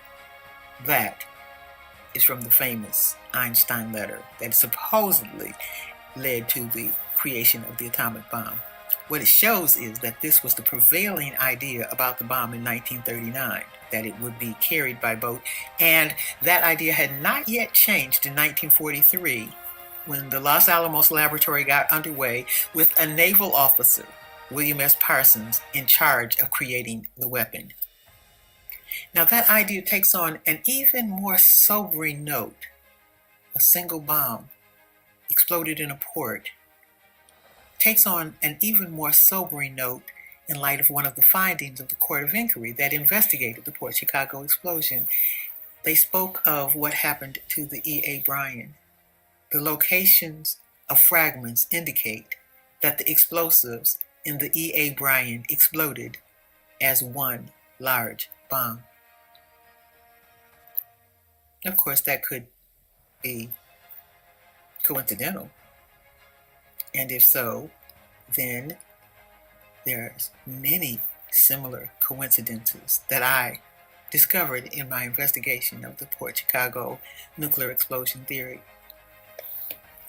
What most people also don't know, and there's many of these things that people don't know and uncovered by this research, but one of them things is that the first atomic weapon was not the little boy bomb that was dropped on Hiroshima, nor was it the Trinity, the plutonium implosion bomb that was detonated at the Trinity test. The world's first atomic weapon model was the Thin Man plutonium assembly gun model that was shelved by Manhattan Project leaders meeting at the University of Chicago on July 17, 1944. On July 17, 1944, the day of the Port Chicago explosion, Manhattan Project leaders met across the country at the University of Chicago to decide on the fate of the very first atomic bomb, which we know so little about, in which there are no fragments in museums, although it was the world's first atomic weapon. The Thin Man. William S. Parsons, head of ordnance, had been working on this project since he joined the project. He had been working on the Thin Man since he joined the project in May or June of 1943. A year later, 13 months later, 14 months later, on July 17, 1944, his primary project is discontinued, and he was absent from the meeting. Now, that's about as far as it goes. You can do your research on the Chicago port explosion. I was really, really satisfied with what this young lady had brought out. Very important because I wasn't thinking about nuclear explosions at ports per se. Oh no, I wasn't looking at that. You know, I wasn't looking at it from that perspective per se. I remember bombings and different ports and cities, but now that we know the portals and the ports is the entryway to this, I do want to let y'all know something. You know, the Battle of Verdun is the battle at Gillespie. It's not Verdun, it's Gillespie. That's what it is. Now you can get mad at me because you don't know nothing. That's okay. I've learned to accept it. That's how my people are. They don't know nothing. They rather just be mad at Kev for bringing up and showing and displaying his mind frame. Press one. But my man said brought this up. This is the let me transform this and reset transform. This is the T.A. Gillespie Shell Company. Said brought this up about last year. It was last year. He said, man, this is huge. These loading plants explosion. Look at this guy in the middle. Wow. Wow. Wow. Well, you can get upset with me. I don't mind anymore. You can get mad at me, Kev, go too hard in his class. Well, don't go to his class then. It's not for you. He go hard in his class. You know, Coffee and Kush TV, Urban Conservative, not so much. But for this, yeah, it's T.A. Gillespie Shell Company. Let's go into that real quick before we keep it rolling. I just want to get this kind of out the way first. Let you know it's happened. It's happened again. It happened a lot. So let's take a listen at this video here. In 1918, the United States found itself in the year 1918, the United States found itself in the twilight of World War I, a worldwide upheaval that sent ripples of uncertainty and anxiety throughout the globe. The tools of destruction, with their diverse origins, bore witness to the complexities of the human experience. Now, who is these guys? These are your laborers in regular clothes with the military. There you go. Across the nation, production plants emerged like gentle shoots, responding to the call for munitions with a sense of purpose. They was bringing them in on what? Trains. They actually recorded themselves because they're busted, and they wanted them history for themselves. Oh, yeah, they were building shells. This was all done. This is illegal. They were doing this underground. Look at the carts. Remember we saw that with the underground trains and stuff like that? At Gillespie. Yes. That was Chicago. Gillespie, Chicago. Remember? The underground trains. We were talking about the workers. Could they have blown it from the bottom up? Yeah, look. Those are the same trains. Look at the wheels. Okay? It's very important that you understand what they did. Responding to the call for munitions with a sense of purpose, as the nation sought to meet the demands of the time. In the gentle month of October 1918, Morgan, a serene town in New Jersey, bore witness to the distant sorrows of a world at war. A colossal explosion swept through the This is New Jersey. Central coastline, enveloping it in an unanticipated inferno.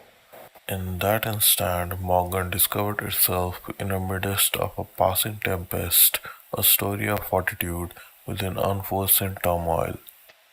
Amidst the peaceful shores, the T.A. Gillespie Company's shell loading plant, named after its founder Thomas Andrew Gillespie, emerged as one of the several facilities dotting the landscape. This coastal location, though advantageous, stirred some concerns about its proximity to the neighboring towns, an unusual choice for the munitions factory. In June the same year, the plant's grand complex, spanning approximately 2,200 acres and embracing around 700 structures, each intricately involved in explosives production. Crafted from sturdy galvanized steel, steadfast concrete, and timeless brick, some buildings were designed with the utmost care, offering protection against unforeseen accidents and potential explosions. Brick walls fortified those housing loading rooms, melting kettles, and ammonium nitrate or TNT storage, each capable of sheltering 150,000 pounds of TNT. stood as a vigilant buffer should the worst occur. Elsewhere, structures intended for the storage of completed shells stood as a blend of wood and concrete, a choice that would later come under scrutiny in the aftermath of the tragic events. At 7:40 p.m. on October 4, Morgan and its neighboring towns experienced an unexpected tremor. Within the confines of the Gillespie plant, a solitary building known as 611 erupted into fiery inferno, casting darkness by scuffing out power and disrupting water supply lines. Brave firefighters hastened to the scene, only to be met with dwindling water pressure. Oh, this is going to be good. This is going to be good. Oh, yeah. So if you can get past the little Indian voice, here, I got another one. This is going to show you just what it was. Let's see this one here. Let's Be noted.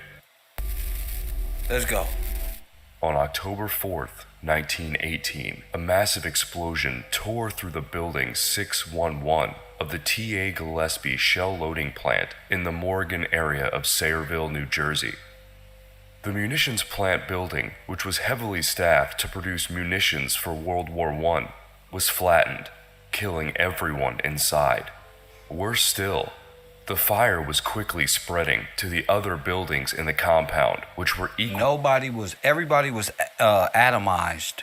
Bustling with activity and stocked with enough explosives to cause severe damage as far away as its neighboring state of New York. The clock was ticking for more than 1,000 workers at the loading plant and the surrounding community. The gunpowder manufacturing industry had deep roots in this area of the country, dating as far back as 1805. The locals were well aware of the hazardous nature of the business. Many 19th century stories exist of gunpowder explosions maiming and killing those who worked with the volatile substance. Intense care was taken in the handling of it, but mishaps were not only prepared for, they were expected. Just 13 years prior to the event at the T.A. Gillespie shell loading plant, on November 21st, 1905, an explosion occurred at International Smokeless Powder Company in Sayreville, killing 4. Though the dangers were well known, disasters relating to the industry peaked at a time when the nation was at war. During World War I, the munitions field was in full effect, supplying the troops overseas. Of course, the increase in production alone should be expected to lead to more mishaps due to the sheer volume of the material being handled. And an increase it certainly was. The demand for munitions was almost unachievably high. However, outside of normal occupational dangers, there was another serious concern: sabotage. The fear was so great that munitions plants in Middlesex County, which employed a total of 5,000 workers, were secured by armed guards. One well-known event that is frequently considered the work of saboteurs was a train derailment on July 31st, 1915. The train car was carrying munition workers to work at the powder plants. Spikes left on the tracks caused the train to derail. While a few were injured in the crash, fortunately, none were killed. There were a number of other events that also created concern that sabotage was taking place. One significant example was an explosion in Eddystone, Pennsylvania on April 10, 1917, which took the lives of 139 individuals and injured more than 100 others. It should be noted that while many disasters at the time were attributed to work of saboteurs, it's difficult to say for sure which were and which of them were simply accidents. There was certainly good reason to believe that these events were done intentionally as acts of sabotage, and several of them actually were. But some people push back on the notion, stating that many mishaps were the result of poor working conditions and that sabotage was a convenient scapegoat for businesses. Regardless of the reason, The loss of life that resulted from these disasters was nothing short of tragic. On that autumn evening in 1918, catastrophe would strike again on a large scale. It was 7:40 p.m. when a violent explosion shook the grounds. The resulting inferno raced toward the plant's other buildings. Quick action was needed. The plant's fire company arrived in just a few minutes to battle the fire, but their hopes were quickly dashed. When the firemen connected their hose to the fire hydrant, it only produced 10 pounds of pressure, well short of the expected 116 to 290 psi. There was insufficient pressure in the hose to create an adequate stream of water to fight the blaze. The first explosion likely burst the water supply pipe to the plant's fire hydrant. The explosion also knocked out power to the entire plant. In complete darkness and with no water, the impossible struggle began. It was obvious that the first building was a complete loss, so the firefighters switched their focus onto building 621. As they advanced toward it, however, a second, more violent explosion occurred, throwing the first responders 15 feet backwards. Subsequent explosions became more frequent, forcing These are all rescue towns. to Look at these. retreat. Look at this. It had quickly become far too dangerous to enter the area. Firefighters from surrounding towns rushed to the plant. However, they were also stopped due to the immense danger of the situation. The only people who were allowed into the scenes were clergy. It was pure chaos. Buildings of the plant entirely demolished. There old boys is Survivors right there again. retreating into the surrounding swamps, making their way to the nearby highways. Explosions echoed through the darkness, while priests administered last rites to the dying victims of the blast. As luck would have it, the Coast Guard station nearby quickly became aware of the situation and rushed into action. 75 Coast Guardsmen from Perth Amboy made it to the scene in no time. More than 100 additional members of the Coast Guard were summoned from Staten Island, New York, and other surrounding areas. Yeah, those are foreigners. To aid in the disaster. Yeah, here They it is. quickly took control. There's the Red Cross. There's the Coast Guard coming in. There it is. Putting themselves in extreme There's a big danger, Red Cross they here on the evacuated nearby homes. Bill's place. Now, who's Bill? Who's Devil Bill? Never mind. Tended to the wounded, towed away the Coast Guard barges that were in harm's way, and perhaps most heroic. old spy in. Wow. Removed a train fully loaded with TNT from directly in the path of destruction. In extreme danger, they evacuated nearby homes, tended to the wounded, towed away the Coast Guard barges that were in harm's way, Look at this. and perhaps most heroically, removed a train fully loaded with TNT from directly in the path of destruction. In fact, Yellow. I was going to say, we listening with you, but we can't see the video. I got it. It's up there. Yeah. They can hear the it. train was That's what so matters. They close can to hear the it. event that the rail had been damaged by the explosion and had to be repaired before the train could be moved. That evening, they displayed tremendous bravery, witnessing death firsthand and being bombarded with exploding shells. They persevered, working diligently throughout the night and well into the following day, likely saving countless lives in the endeavor. The explosions were immense. Homes and businesses were damaged up to 10 miles from the plant. Crazy. The day following the event, as the flames were still spreading, a plane piloted by airmail aviator Robert Schenck left an airfield in Philadelphia to survey the damage. In his own words, upon reaching the location, he was met with a massive column of thick, greenish-colored smoke. He described the scene in further detail that conveyed the dread of the situation. The roads between South River and South Amboy seemed as busy as Fifth Avenue. They were black with people. Hundreds of autos were racing along in both directions. With a following wind, I was making perhaps 120 miles an hour. In 2 or 3 minutes, I was flying over what the day before was the world's largest TNT shell plant at an altitude of 4,000 feet.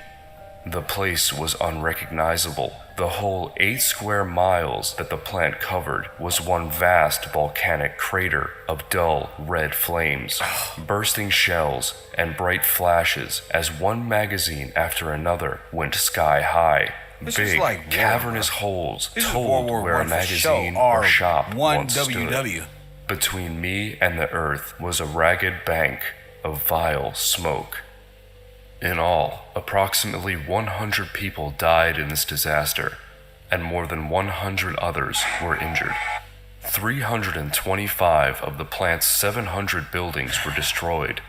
The explosions left several enormous craters, a few 25 and 35 feet wide, but one crater, caused by the detonation of 1 million pounds of ammonium nitrate, left a crater about 150 feet wide and 30 feet deep.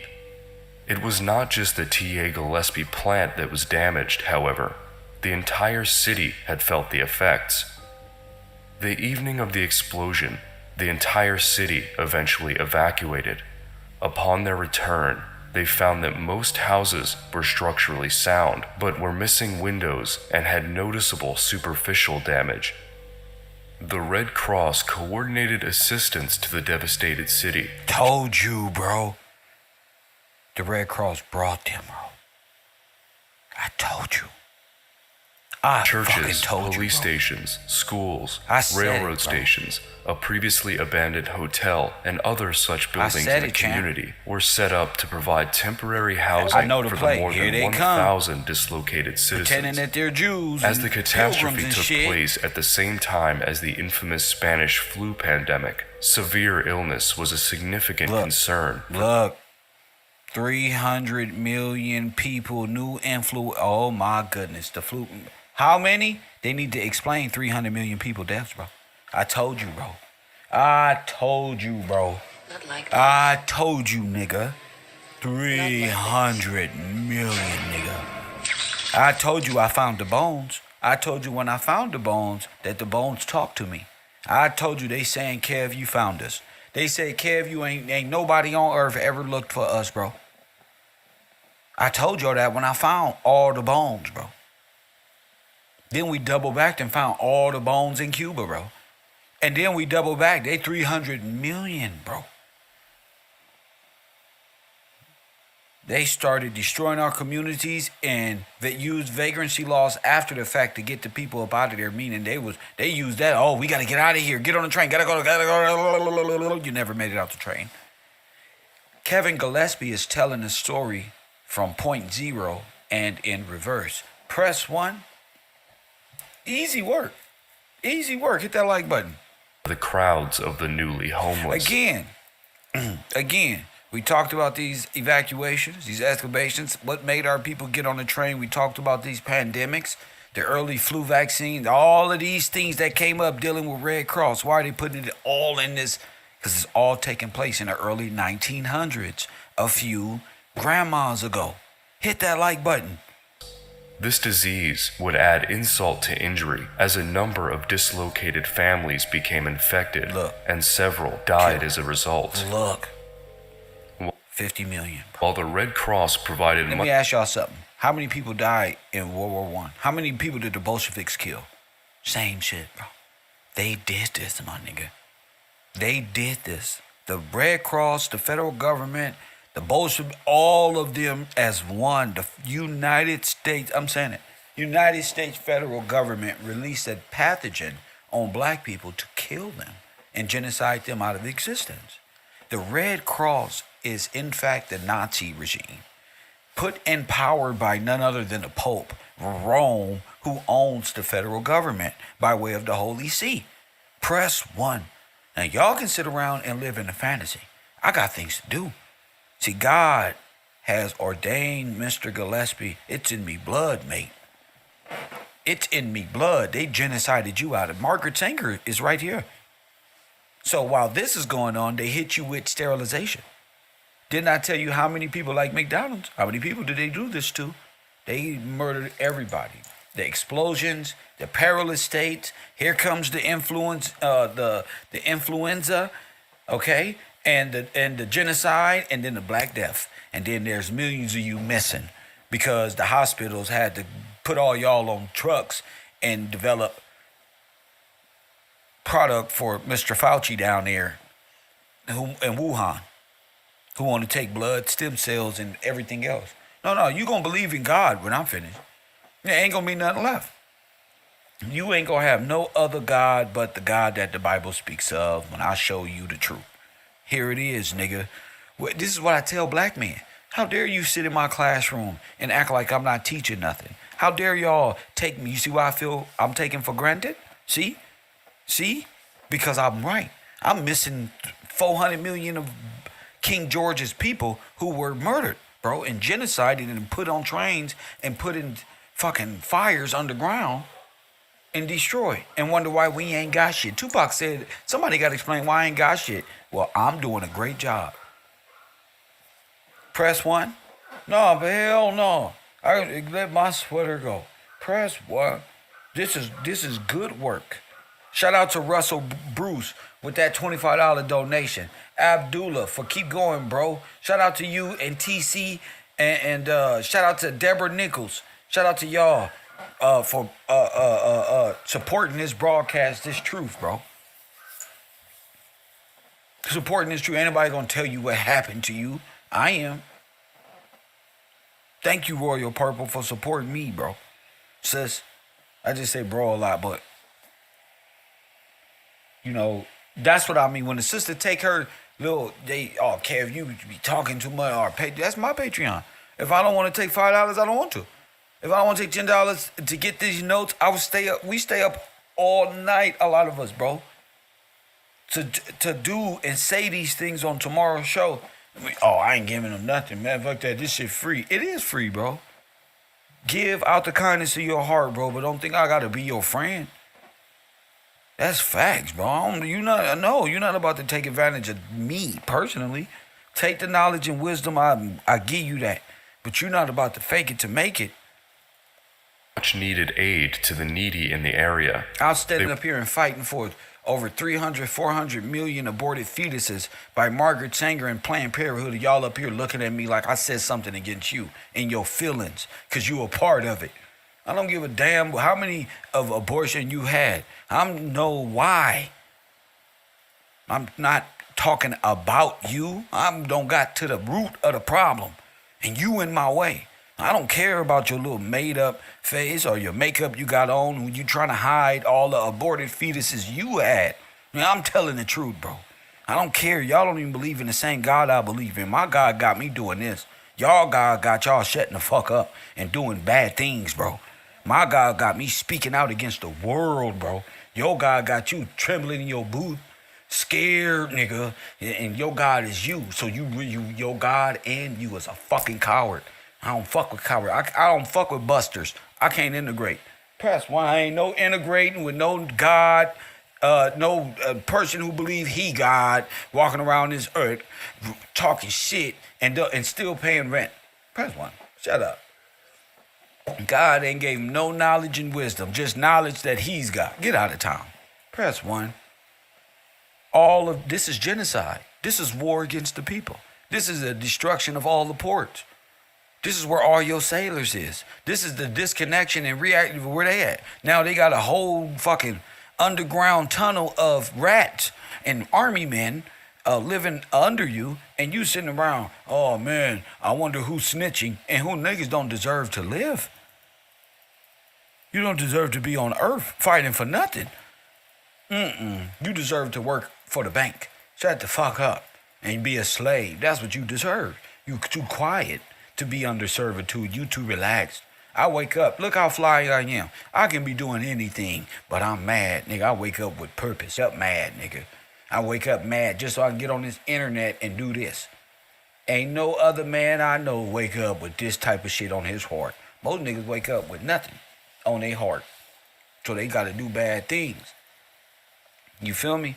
But I'm trying to tell you, after finding Mr. Gillespie in history, don't get mad at me because you can't find Mr. Mosley and because you want to fool around. You can't find Mrs. Hunter and Mr. Hunter because y'all want to fool around. I'm doing what I'm supposed to do. Okay? How were they doing this in the early 1900s and stuff like, man, you'd be surprised.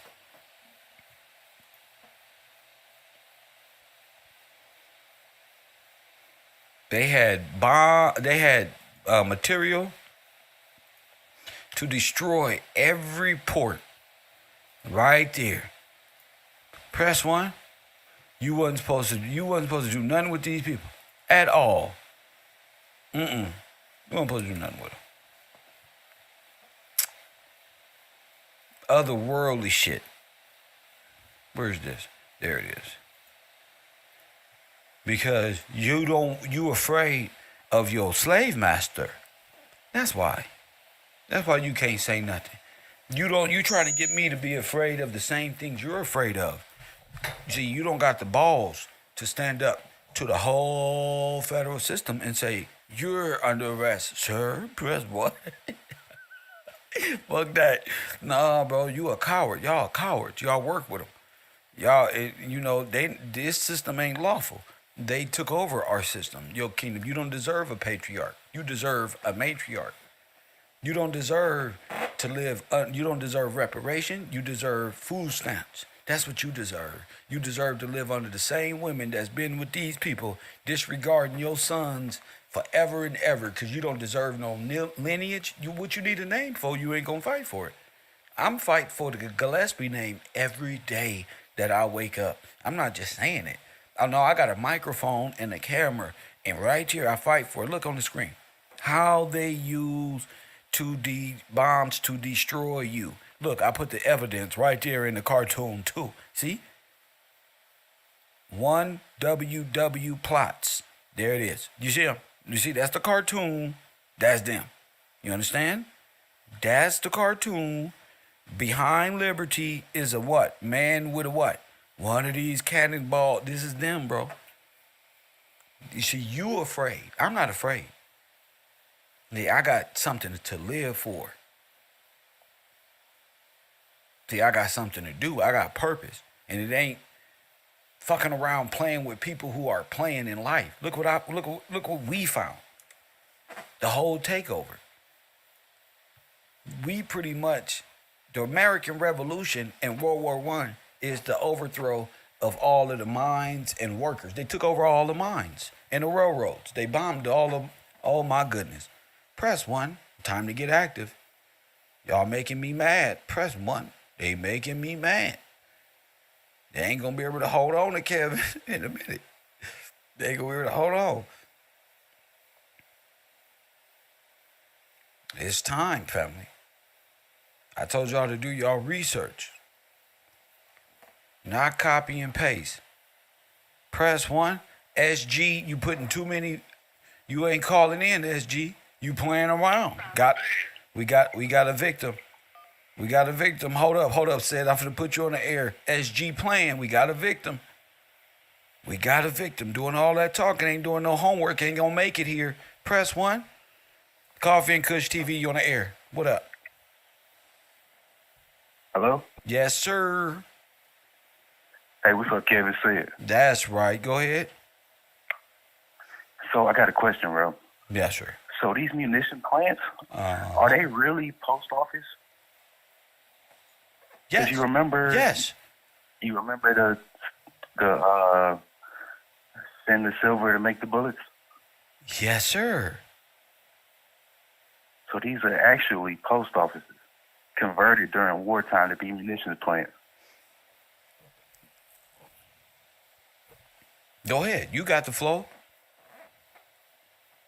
It seems like they took like these different places and they turned them into munitions plants and took over the postmaster general position. That's right.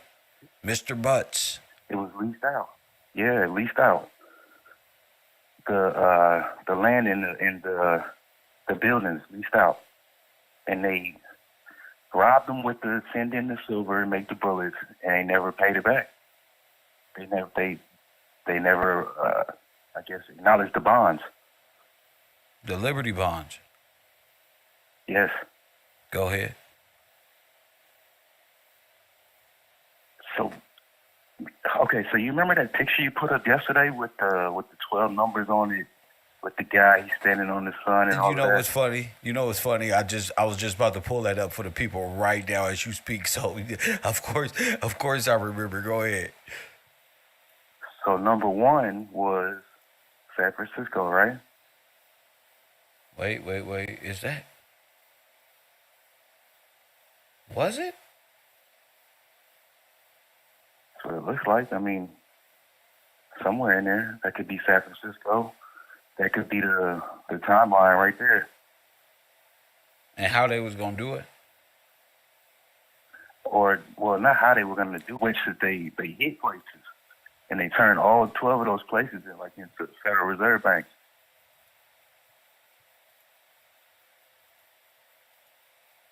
Let me pull it up on the screen. This is dope, bro.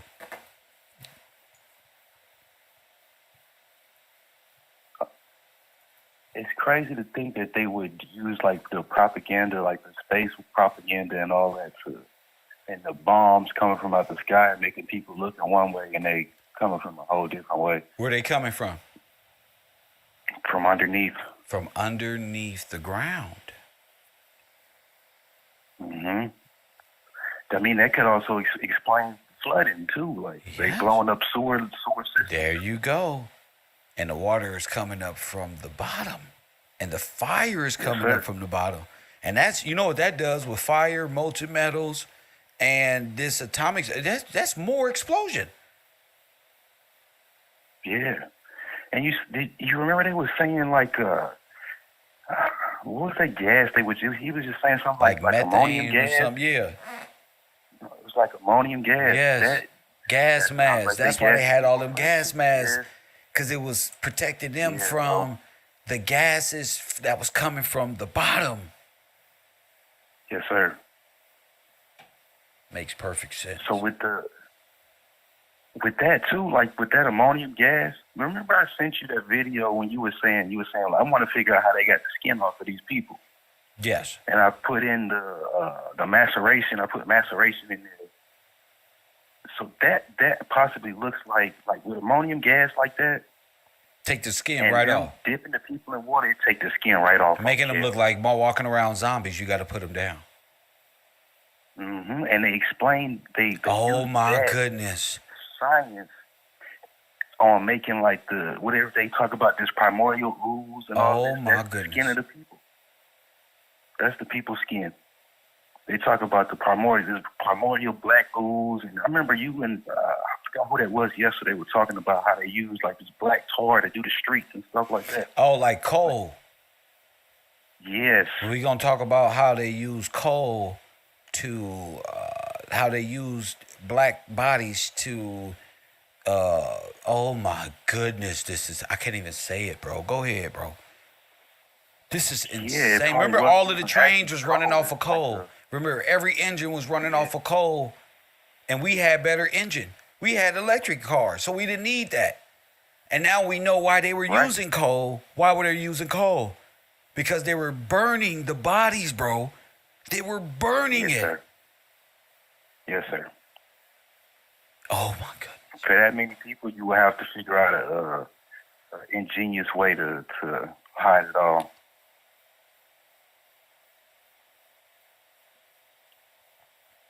That's mind blowing, Kev. What did you think about Gillespie, Chicago, and the Revolutionary War? That's the start of this Civil War, Revolutionary War that these workers. What do you think about that, Sid? This another Gillespie town in Chicago, Verdun. Chicago isn't like Chicago the meeting up place for all of the rail lines? Well, like your say it again. Main hub. Okay. So that takes us to what? Said the rail wars. Yes, the railroad wars. This is with, the railroad wars. You never heard of it? No. You know why? Because they're all the same thing, Why? sir. It's all a part of the same thing. The labor wars, the railroad wars. Now I'm finna put the railroad wars on the screen, right? Could you see your screen right now? Hold on, let me look.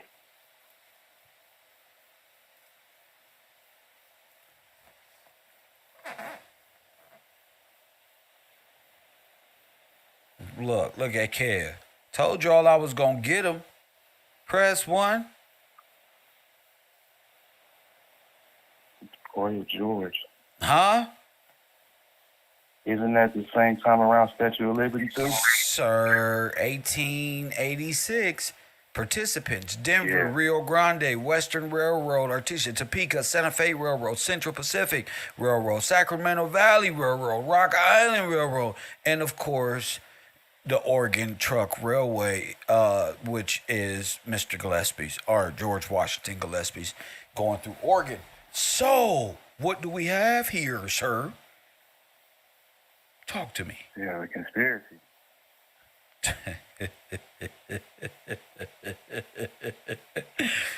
This is the greatest conspiracy of all time, sir. The greatest one. I can see it in my head, Kev. Of course. I can see it. So the railroad and the union worker wars and all this is all the same thing. This is the Civil War. These are all Civil War. So the actual. Go ahead. So the actual swamp is the people, is the IWW people. Yes. That's the swamp. Yes. Those are. And you remember what was that you were talking about? Remember Swamp Man? Go ahead. I did some homework. What's the thing you were talking about yesterday? The bone. What is it? Oh, it's what was the name of them bones? What was that? What was the name? Damn it. We gonna get it. It'll take some time for it to The come. Mortmain. It's the Centralia. Centralia. The Mortmain district. Centralia is hand bones. It's what? Hand bones. What is that? A hand. Oh, hand bones. That's dead hands. It's the grip that George had. Bam, because he had all of their bodies. He had all of the bodies buried in probably Frisco, northern Frisco. That's why they were like as like far a as mortuary. like Huh? Say it again? I mean, as far as like the trust. Of course. They put their trust in him. They die. It's left in the hands of a good man, George. So George funds the whole operation. Go ahead. And all the different parts of Centralia are all his. All the Centralia in PA, Chicago, they're his. Washington. Yes, sir. The railway system all is his as well. Because yes, sir. they're all leased on his land, which he was the pioneer of the whole thing. And they were supposed to pay him for anything they changed. Bingo. They added in all the railways, and he's supposed to have a cut of that. Yep. Of everything. You're on his property. Carnegie and these boys all leased land from him. That's why when he died, they had to overthrow the whole system and form a government and place you in bondage. And use the dead bodies. And took the bodies and bonded them. Everything happened after 1905. Everything after the fall of George. 1907, J.P. Morgan. See? Every time we get a panic, it's an overthrow. It's an overthrow. It's a World Fair right before it. It's always a World Fair, then a panic, and things change. Oh my goodness. So we got the Rail Wars said. We got the Illinois Coal Wars, known as Illinois Mine Wars, and other several names. These are all labor disputes The Battle of Verdun of Gillespie, October 12th, 1898, bro. And the Pana Massacre on April 10, 1899, bro. This is all coal miner revolution shit, bro. Go ahead, bro. Miners and sappers. Huh? Miners and sappers. What you mean? Miners and sappers. So the sappers were people that, the underminers, those are the subverters. Got you. Because the sappers and the miners are military. They're an army. Got you. Yeah, I looked up miner in the 1828 last night, and it gave you have the miners and the sappers. They're part of the army. You have the runaways, the people that hard don't, laborers. They're indentured. Yeah, they the ones that ran away on their indenturedism. They're indentured. Yes, they got to work the mines. Yep, 7 years. How long? 7 years. Until the debt was paid. That's law. Yes. What I tell you, how long was I on the run for? How long was I on the run for? How long was I a runaway slave for? 7 years. And then I went to court and they said what? What they say, said? No jurisdiction. We have no jurisdiction over you. They have no jurisdiction over you. It's written, champion. This is real, sir. Damn. I didn't. You know what, Kev? So I was listening to the show back last night, and everything just started clicking with you and B. Yes. Everything just started clicking. Yes. It's like, oh, the Moors are workers. Say it again. There's nothing to do with the Moors are workers. Yes. There's nothing to do with It's nothing. It's not personal. Yes. So I got it. So the railroad wars, the miners' wars, are all wars against the Gillespie estate. Yes. So they're trying to steal the estate and put his people in bondage, the freemen and the sovereign people of George. Yes. And the banks have no jurisdiction over them, especially over petty crimes and things that of law and jurisdiction and stuff. They have no jurisdiction over. Even the Moors are trying to act out of sovereignty, but even then they can't because they're not sovereigns. They can just like get a pass from those people. They couldn't. The Moors couldn't get a pass from King George. No. Ever. That's part of the reason why he had to cut them off. That's why they were cut off. Cutting off the cherry tree, correct? Yes, sir. Yes, sir. And it seems like those the cut off people are the people that are fighting in Palestine right now. Yes. The Turks pushed off in. Those are the cut off people. Those are the roamers, the wanderers. The wanderers. Yes, sir. Wanderers. Yeah, that's them right there. And they're all trying to get money from who? From George. From George, bro. So by oh my goodness, bro. So this is what we dealing with. All through staged conflict. All through what? Staged conflict. Staged conflict. Theater. Straight theater. You got your miners and your sappers. So they made us miners in law, black. This is why, because they were miners. They were workers in prison. Workers, indentured workers, criminals, forced to work and work off the debt. If you're a miner, you're dead. And if you're a miner, you're what? You're dead in law. Dead. Oh my you're goodness. In a hole. So you're in the hole. You're in a hole. You're in the hole. How many essays and black people been in the hole? You're in the hole, bro. Mm-hmm. Wow. So they took your position and you became a miner, dead in law that doesn't exist. Incredible. And that even goes back to what you was trying to tell Rio earlier. Go ahead. If you're in the hole, you can't pull yourself out there. No. You need a redeemer. Yes, sir. You cannot pull yourself out of the hole. You're going to the hole, sir. You're in the hole. You're in the negative on the balance sheet, bro. Mm-hmm. We talked about this, said. Yes, sir. We didn't know it was this deep. Oh, have we came a long way, champ. Very long way. We came, all of us like, whoa, to the Royal George, bro. I haven't seen. I have to look at that one. The Royal George is Colorado, and the Royal Wars was so-called competition to build a line through Royal George, resulting in a railroad